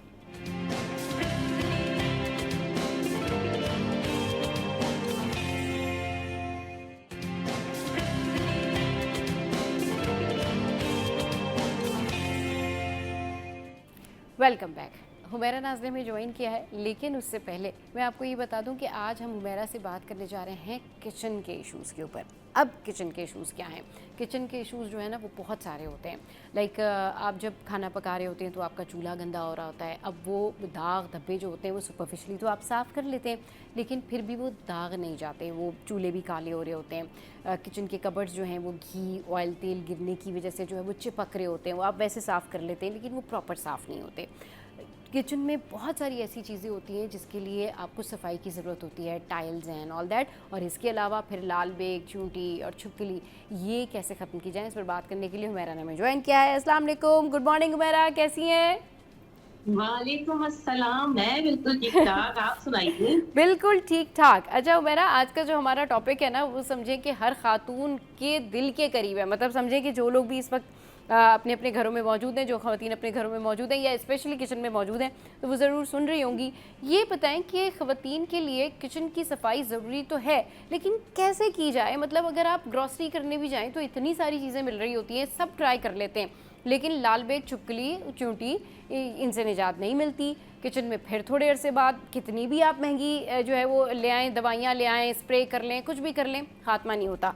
कैसे जो है वो खात्मा किया जाए, किस तरीके से किचन साफ़ किया जाए? इतने लाल बेग और बड़े वाले लाल बेग, फिर छोटे लाल बेग, मतलब ये इंसेक्ट्स जो हैं किचन में होते हैं और ये ख़त्म नहीं होते। क्या है इसकी भाई इलाज, तरीका क्या है? देखो, कॉकरोच के लिए तो ये तो एक आम सी बात है कि किचन में ना हम लोग पहली बात तो सफाई का ख्याल रखें। हाँ, इसका क्योंकि कोई किचन पर्टिकुलर में हल हो ना, लॉन्ग टर्म भी हल होना चाहिए इसका। हाँ, जी जी जी। हमेशा रोटी बना के जो है ना, आटा कहीं भी एक भी जर्रा गिरा हुआ ना हो, ठीक है? ये तो आपकी क्लीनिंग के वो हो गए, ठीक है? अब आटे का आपने कहीं नहीं रखा, और यही आटा कॉकरोच को मारने के भी काम आता है। आटा इस तरह काम आता है कि आपने एक पाउडर बना लेते हैं। मैं गोलियां इसलिए बनाने को नहीं कहती हूँ कि वो हार्ड हो जाता है, फिर पेस्ट तो इससे बेहतर होता है कि एक पाउडर बना के रख लें आप, और वो पाउडर आप जगह जगह, पहले तो सफाई किस तरह करनी है, आपने गर्म पानी डालना है, और गर्म पानी में आपने सिरका डालना है, थोड़ा सा व्हाइट विनेगर होता है, वो आप जितना भी पानी ले रहे हैं उसमें 1 से 2 टेबल स्पून सिरका डाल के, गर्म पानी नहीं, वो आपने रोजाना की बुनियाद पे ना सही तो हफ्ते में 2 दिन आपने नालियों में जरूर डालना है, क्योंकि ये जगह ही नालियों से अच्छा, इसकी सिरका कौन सा प्रिवेंशन हुमैरा? गर्म पानी में सिरका कौन सा?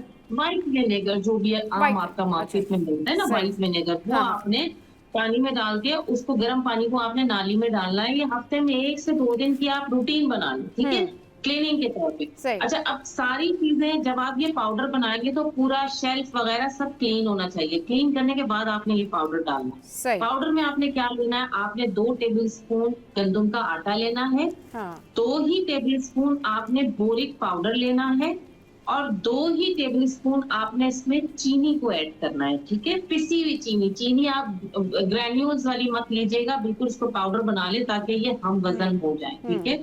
आपने ये सारी चीजों को, अच्छा इसमें आप 2 चम्मच पाउडर मिल्क भी डाल लें, ये 4 चीजें होंगी, ठीक है? पाउडर मिल्क, चीनी, आटा और बोरिक पाउडर, ठीक है? ये चारों चीजें मिक्स करके आपने पाउडर बना लिया। जहां जहां आप देखते हैं शेल्फ के अंदर, क्योंकि ये चारों चीजें ऐसी भी है कि आपको खाने में ऐसा तो नहीं है ना, इससे जैसे जहर नहीं है। हाँ। आपने ये चारों तरफ किनारों पर जितने आपके शेल्फ है अंदर, जिसमें चीजें रखी होती हैं कैबिनेट्स के अंदर, आपने ये छिड़क लेना है। और कोई कागज ऐसा नहीं रखना, लोग अखबार रखते हैं बाज़ औक़ात। मैंने अखबारों को देखा है, न्यूज़पेपर के अंदर जो इंक होती है ना, वो उनकी मेरा बेहतरीन 4 ग़िज़ा चीजें होती हो है। गई, गंदम का आटा, बोरिक पाउडर, पिसी हुई हुँ, चीनी और हुँ, पाउडर मिल्क। अब नेक्स्ट स्टेप। पाउडर। 4 चीज़ों को मिक्स करके ये पाउडर आपने जगह-जगह स्प्रिंगल कर लेना है, ख़ास तौर पे नाली के आस-पास जो एरियाज़ हैं उनको, और सही। आपने अपने शेल्फ के ऊपर और फिर किचन के जितने भी कैबिनेट्स हैं उसके अंदर आपने स्प्रिंगल करना है। ठीक। आप इसका स्प्रिंगल करके भूल जाइए, और उसके बाद ये नहीं है कि आपके फ़ौरन ही चले जाएँगे। हफ्ते के अंदर आपके रोचेस गायब हो जाएँगे। आप देखेंगे वो कहीं नज़र ही नहीं आए। मरे हुए भी आपको कहीं नज़र नहीं आएँगे, वो भाग जाएँगे आपके घर से। क्योंकि कॉकरोचेस की जो ग़िज़ा है ना, खाने की ग़िज़ा, वो आटा है। और जो हमने बोरिक पाउडर, आटा, चीनी और पाउडर, हाँ मिल्क जो है, जी। ठीक है? उसके बाद जब हमने इसमें बोरिक पाउडर डाला हुआ है ना, उससे उनका होता है पेट खराब, और उसकी वज़ह से वो भाग जाते हैं घर से। तो आपको नज़र कहीं नहीं आएँगे, थोड़े अरसे के बाद आप देखिएगा ये घर में आपके नज़र ही नहीं आएँगे। सही। अच्छा जी, ये तो हो गए कॉकरोचेस को मारने का तरीका। अब चींटी होती है या फिर छिपकली आ जाती है, तो इसके लिए क्या हल है? अच्छा देखिए, छिपकली के लिए एक थोड़ा-सा डिफरेंट तरीका है। छिपकली के लिए आपको मार्केट से टोबैको लेकर आना पड़ेगा। हाँ। टोबैको आपने किसी भी बटर पेपर पर उसको स्टिक आउट करना है। कोई गम ले लें या कुछ ले लें, उसके ऊपर आप टोबैको बिछा दीजिए। जगह-जगह छोटे-छोटे पेपर्स ले लीजिए। जहाँ आप समझते हैं कि वहाँ से छिपकली आ रही है, वहाँ उसको स्टिक आउट कर दीजिए। वो जैसे ही वो बाइट करेगी, वो भाग जाएगी या मर जाएगी छिपकली। तो ये आपके घर में छिपकली भी नहीं आएगी इसके सही। खाने से। हाँ। अच्छा। दूसरी चीज़ आपने कहा जी, और हाँ। दूसरी चीज़ें चींटियाँ वग़ैरह। हाँ। तो सही। चींटियाँ वग़ैरह के लिए सबसे बेहतरीन है कि आप घर में चींटी हो गई या मक्खी हो गई, इसके लिए आपने मॉप लगाना है, पोंछा लगाना है। जिस पानी से भी पोंछा लगाना है, आपने उसमें डालना है नमक 1 चम्मच, और थोड़ा-सा आपने लेमन स्क्वीज़ करना है। सही। इस पानी से आपने पूरे घर में पोंछा डालिए, आप देखिए कि आपकी चींटी और मक्खी बिल्कुल नहीं आएँगी आपके पास। अच्छा, सही। चलिए जी, और पर्टिकुलर मच्छरों के लिए जो छोटे-छोटे मच्छर होते हैं, वो सिंक के अराउंड या फिर वो नेट के ऊपर होते हैं, तो वो किस तरीके से फिर उनका खात्मा किया जाए? स्प्रे क्या किया जाए उस पे? उसमें आप ये कीजिए कि आपने 1 लीटर पानी लिया, और उसके अंदर आपने फिनाइल की गोलियां आपको बाजार में मिलती हैं, ठीक है? अच्छा, सही। आपने 1 लीटर पानी में 2 गोलियां काफी होती हैं, आपने वो 2 गोलियां डाली हैं, और यही लेमन आपने स्क्वीज करना है। तकरीबन 1 छोटा लेमन होता है, वो उस पानी में स्क्वीज कर लीजिए, और 4 से 6 लौंगे डाल दीजिए उस पानी के अंदर। वो जब थोड़ी देर में आप लौंग का कलर देखेंगे और वो डिसॉल्व हो गई हैं गोलियां, उस पानी को आपने जगह-जगह स्प्रे करना है आस-पास। जिस आप देखते हैं कि जो बग्स उड़ रहे होते हैं, ये आपके प्रिवेंशन हो रही होती है इसकी। तो ये पानी जहाँ भी आप स्प्रिंगल करेंगे, पौधों के पास हो गए, जहाँ आप देखें फ्रूट्स की बास्केट्स होती हैं, आस-पास इसका स्प्रे कीजिए, लेकिन वो चीज़ों पे ना जाए। बाकी ये कि फर्श पे चला जाए ये स्प्रे, और इससे देखिएगा कि ये बग्स वगैरह ये भी नहीं होंगे आपके पास। सही। अच्छा उमेरा, आप अभी बता रही थी कि बहुत सारी ख़वातीन जो हैं किचन के बॉक्स में अखबार वगैरह बिछा लेती हैं, जिससे बहुत ज़्यादा लाल बेग या इंसेक्ट्स आते हैं। ये क्या है, इसके बारे में ज़रा डिटेल में बताइए कि जो लोग इस तरह से अखबार या पेपर बिछा लेते हैं उस वजह से भी ज़्यादा लाल बेग आते हैं, तो फिर क्या मतलब उसके नीचे प्लास्टिक बिछाएं या क्या, किस तरीके से उसको ऑर्गेनाइज करें किचन बॉक्स को? देखिए, उसके लिए आप सिंपल सादा कागज बिछाइए। अखबार के अंदर जो होती है, वो जो इंक होती है ना, वो उस इंक की अट्रैक्शन से आते हैं, तो वो ज़ाहिर है, और फिर वो वहाँ अंधेरा हो जाता है, जिसकी वजह से वो अपनी जगह और बना लेते हैं। वहाँ पे उनकी प्रिवेंशन ज्यादा हो जाती है कॉकरोचेस की ना।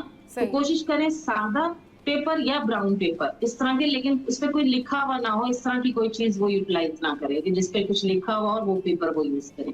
सादा पेपर यूज कर सकते हैं।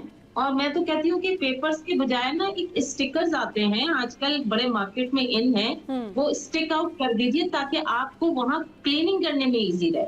आप मेरे हिसाब से तो पूरे किचन को, क्योंकि मैं अपने घर में खुद सारे काम करती हूँ, तो मैं अपने किचन में जो किचन की बॉटल्स तक होती हैं, वो हर 3 महीने के बाद उसको वॉश करके फिर मसालेदार उसमें डालती हूँ।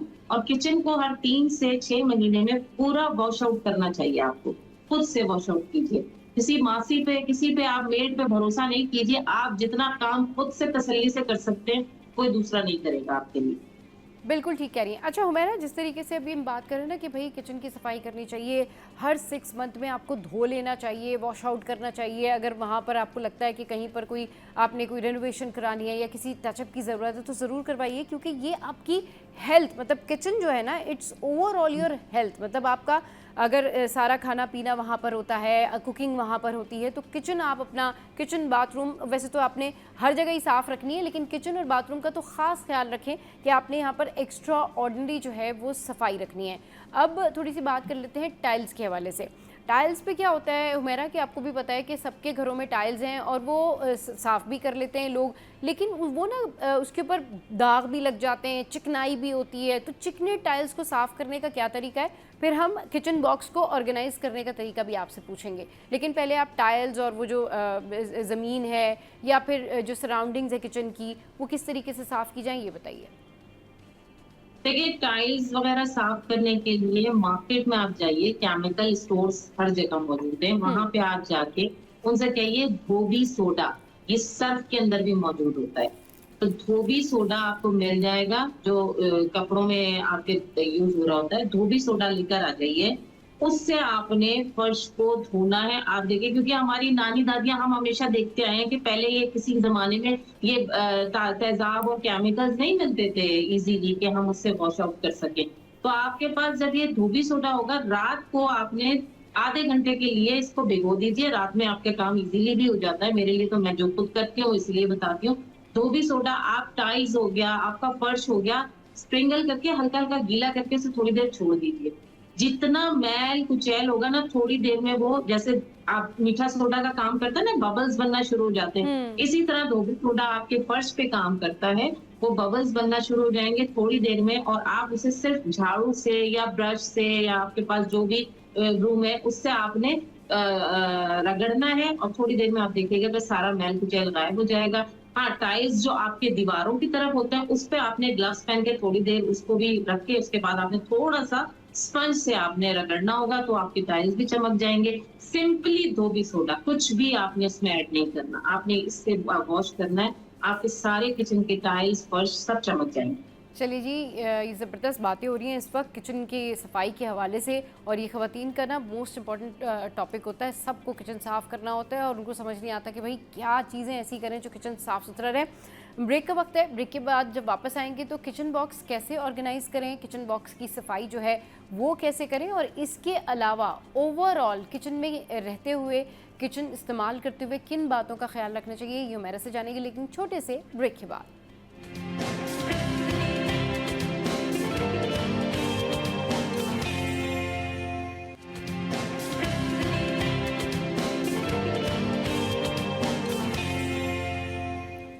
Welcome back. किचन की सफाई के हवाले से हम बात करें, हुमैरा हमारे साथ मौजूद है। हुमैरा, किचन की टाइल्स के हवाले से तो आपने बताया कि भाई धोबी सोडा डाल के जो है उसको वॉश कर लिया जाए, लेकिन ये बताइए कि चूल्हा कैसे साफ़ किया जाए और किचन बॉक्स को कैसे ऑर्गेनाइज किया जाए।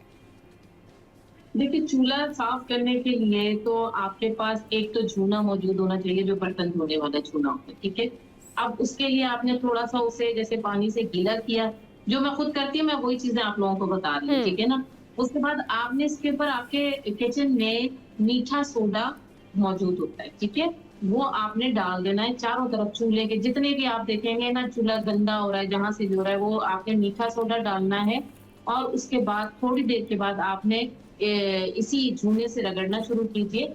आपका जो जितना भी चूल्हे का मैल है ना, वो निकलना शुरू हो जाएगा मीठे सोडे से, क्योंकि सोडा जो है वो मैल को निकाल के बाहर लेकर आता है। तो मीठे सोडे से आप कीजिए। दूसरी चीज, चूल्हे के इर्द गिर्द आपने देखा होगा, क्योंकि बहुत सारी चीजें जब आप रोजाना की बुनियाद पे खाना वाना बना रहे होते हैं ना, तो उसके फ्यूम्स और उसके जो चिकनाई है ना, वो उड़ के आपके, कुछ लोगों के पास किचन के कैबिनेट्स लगे होते हैं बिल्कुल, हाँ, या आसपास की उसको चिकना कर रही होती है, ना, बिल्कुल, हाँ हाँ, वो उसको चिकना कर रही होती हैं। और आप, किसी की आदत नहीं है कि रोजाना की बुनियाद पे उन जगहों को साफ करें। तो आपको जब भी टाइम मिलता है, आपने एक लिक्विड बनाना है घर के अंदर। हम जो ये नींबू को खा के, लेमन को खा के, लेमन के छिलके फेंक देते हैं ना, जी तो जी, लेमन के छिलकों को फेंकिए ना।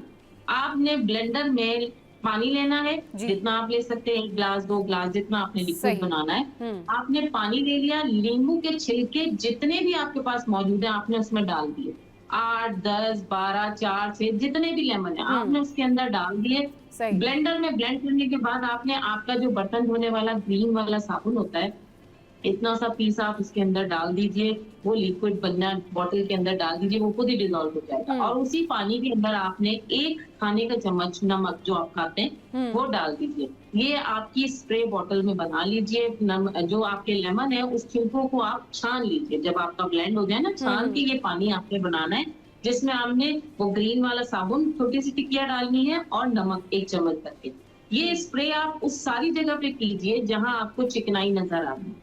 स्प्रे करने के बाद, क्योंकि थोड़ी देर छोड़ना होता है, छोड़ने के बाद आप किसी भी स्पंज से लेके आप रगड़ेंगे, साफ करेंगे, वो आपकी जगह बिल्कुल क्लीन हो जाएगी, क्योंकि इसके अंदर वो साबुन भी डाल दिया वॉश करने के लिए, लेमन जो है वो भी काटता है मैल को। हाँ। फिर उसके बाद जो नमक है वो भी आपके मैल को काटता है।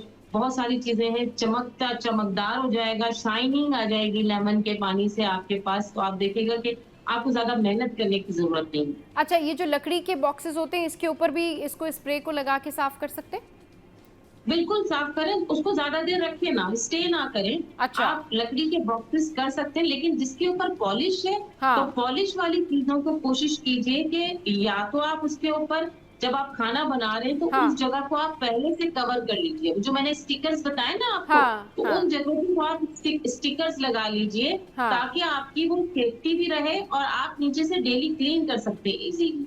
आप पॉलिश वाली चीज, वैसे तो पॉलिश वाले फर्नीचर जो कैबिनेट्स हैं वो कम यूज होते हैं, हाँ। क्योंकि आप उस जगह को फिर आप पानी नहीं लगा सकते हैं, आप इस तरह वॉश नहीं कर सकते हैं। तो कोशिश करें कि वहां कोई चीज स्टिक आउट कर लीजिए, ताकि वो चिकनाई अगर आती भी है तो वो थोड़े दिन के बाद आप वो पेपर हटा के निकाल के फेंक दीजिए। आपने पहले से ही उसको क्लीन करने के लिए वो जगह को आप कवर कर दीजिए। सही। अच्छा हुबैरा, सिंक जो है वो बहुत ज़्यादा गंदा होता है और लोग बहुत ज़्यादा साफ़ कर रहे होते हैं लेकिन साफ़ नहीं होता, वहाँ पर कुछ दाग चिकनाई, और क्योंकि बर्तन धुलते हैं ओवरऑल, तो उसको साफ़ करने का क्या तरीका है सिंक को? देखिए, साफ करने की यही चीजें हैं जो हाँ। मैं बता रही हूँ। सिंक को साफ करने के लिए जो शेल्फ है ना, शेल्फ के साथ ही सिंक होता है, तो जितना पूरा शेल्फ है आपने उसके ऊपर मेरी जो आदत है, मैं उसमें 1 चम्मच नमक डालती हूँ, 1 सही। चम्मच कॉफी डालती हूँ, हाँ। और ये जो आपका डिश वॉशर होता है ना, 1 चम्मच, ये तीनों चीजें मिला के ना थोड़ी देर लगा के रख देती हूँ। फिर उसके बाद जब मैं वाइप आउट करती हूँ ना, तो सब चीजें चमक जाती है। कॉफ़ी, नमक और आप कॉफी, नमक और डिश वॉशर। डिश वॉशर नहीं है तो वही साबुन जो मैंने कहा है वो लिक्विड बना के डाल दीजिए। हाँ। आपके पास डिश वॉशर नहीं है तो या हाँ। थोड़ा सा सर्फ डाल दीजिए, ठीक है ना, थोड़ा सा सर्फ भी डालेंगे तो उससे झाग बन जाता है। ये सारा लगा के थोड़ी देर छोड़ना होता है। छोड़ने के बाद फिर आपने थोड़ी सी रगड़ाई भी करनी होती है। ऐसा नहीं जाहिर है कि है, कोई चीज हाँ। लगाई, वाइप आउट किया तो हो गया। थोड़ा सा आपने थोड़ी सी मेहनत करनी पड़ती है। अगर आप एक वक्त की मेहनत कर लेंगे ना, तो आपका 3-4 महीने कहीं नहीं गए, वो छुट्टी हो जाती है। फिर क्लीनिंग, हम अपनी भी तो क्लीनिंग करते हैं ना, हम कहते हैं कि हमारा मुंह साफ रहे, हम डेली साफ करते हैं, तो हाँ। ये चीजों को हम क्यों नेग्लेक्ट कर देते हैं? क्योंकि ये चीजें जब आप खा रहे पी रहे हैं, किचन में सारे काम कर रहे हैं, तो ये हेल्दी तो हमने सबसे पहले किचन को रखना है साफ, तभी तो हम हेल्दी रहेंगे। सही, बिल्कुल ठीक कह रही हैं कि अच्छा ओवरऑल किचन में जो है एग्जॉस्ट फैन चलाने के बावजूद भी बहुत सारे मसालों की जो है वहाँ पर खुशबू रह जाती है, बहुत इस तरह से अरोमा होता है, उसको साफ़ करने के लिए क्या करना चाहिए? कोई एयर फ्रेशनर आप घर में बना सकते हैं, कोई स्प्रे कर सकते हैं वहाँ पर कि वो प्लेजेंट रहे? हाँ, देखो, मैं स्प्रे तो नहीं करती हूँ, मैं हमेशा बताती हूँ, मैं धोनी देती हूँ घर के अंदर। अच्छा। आप भी घर के अंदर जितने भी जर्म्स हैं इस तरह के लिए, जिस तरह स्मेल आ गई है, कोयले के ऊपर आपने कोयले को धकाना है, उसके ऊपर आपने हरमल हो गया, गूगल हो गया, काला दाना जैसे आपको मार्केट में मिल जाएगा, आप कहीं भी जाएंगे, और लोबान हो गया, ये 3 चीजें आपने इससे जला के करना क्या होता है, सब चारों तरफ धुनी देंगे। धुनी से क्या होता है, जो स्मेल होती है ना वो खत्म हो जाती है, दब जाती है। और उससे तीसरी चीज क्या होती है, वो जो मैंने बग्स बताए थे ना आपको, जो उड़ते भी हैं वो, और जो फजा के अंदर ऐसे से जर्म्स होते हैं जो आपको नजर नहीं आते, अशरातुल अर्ज़ होते जी। वो भी आपके खत्म हो जाते हैं। तो अपनी एक आदत बना लें, हफ्ते में 1 से 2 दफा, मैं जुमेरात वाले दिन देती हूँ, तो जुमेरात वाले दिन आप भी बांध लीजिए, पूरे घर में धुनी दीजिए। इससे ये होता है आपका जितना भी एटमॉस्फेयर है ना वो क्लीन हो जाता है, हाँ। प्लस आपकी ये जो स्मेल वाली बात है, आपकी ये स्मेल भी खत्म हो जाती है। अच्छा, तो इनसे अगर जिन लोगों को सांस लेने में इशू होता है या एस्मा के पेशेंट्स होते हैं, उनके लिए तो कोई प्रॉब्लम नहीं होती है? आपने बताया लुबान, हर्मल और हर्मल, लुबान और क्या गूगल। अच्छा, गूगल, सही, बिल्कुल। देखो सांस वाले मरीज से तो जाहिर है धुआं होता है उनसे, हाँ। तो वो धुएं की वजह से थोड़ा सा इरिटेट करते हैं, तो वो ये चीजें अगर नहीं ले सकते हैं, हाँ। तो आप एक काम कीजिए, आपके पास घर में लौंगे रखी हुई हैं, हाँ। आप कोयले पे लौंगे डाल दीजिए। धुआं तो उनके लिए भी इरिटेट करेगा, जो सांस और दमे के मरीज हैं वो धुएं से थोड़ा सा दूर हो जाएं। जो हाँ। दूसरा घर में जो आम नॉर्मल बंदा है वो इस चीज की धुनी दे, और लौंग की धुनी भी आप दे सकते हैं, जिससे मच्छर मक्खी भी गायब हो जाएगा। अगर अच्छा, आपने सिर्फ तवे पे लौंग की लौंगे रख धुनी- के और बस उसको जला हाँ, लें। वो हाँ जला लें आप, उसका धुआं आप फैला लें घर के अंदर। सही। और लौंगों से एक तरीका और भी है, जी। अगर आप भगाना चाहते हैं मक्खी मच्छर या किसी भी किस्म का कीड़ा, जी। तो आप लहसुन के जो जवे होते हैं ना, जी। वो छील के उसके अंदर लौंगों को पिरो दें। पिरोने अच्छा। के बाद आप किसी प्लेट में वो लहसुन के जो है जिसमें आप लौंगे पिरोए हुए जी। हैं, वो आप किसी जगह पे भी रख दें, कोने हाँ। पे एक जगह। हाँ। ये जितने भी मक्खी मच्छर हो गए उसकी स्मेल से भाग जाएंगे, और फिर वो आप रात भर में रखने के बाद वो हटा दीजिए, क्योंकि बिल्कुल। कमरे में फिर आपकी स्मेल बुरी लगेगी। हाँ। उसके बाद आप चाहें तो आप लेमन के अंदर इसको लेमन के अंदर स्क्वीज कर सकते हैं। चले जी, बिल्कुल, ये बहुत आप शुक्रिया लौंगे का हुमैरा, रख सकते हैं। आपने अपना कीमती वक्त जो है वो हमारे शो के लिए निकाला और ढेर सारी बातें की। और जब हुमैरा आती है ना तो बस लगता है कि बातें इंसान करता रहे और आप लोग के लिए जो है वो सारे मसलों का हल पूछते रहे। चलिए जी, बहुत शुक्रिया। शो का टाइम एंड अप हो गया। आज का शो आपको कैसा लगा ज़रूर बताइएगा हमारी सोशल साइट पर। हंसते रहिए, मुस्कुराते रहिए। Keep watching serial 10।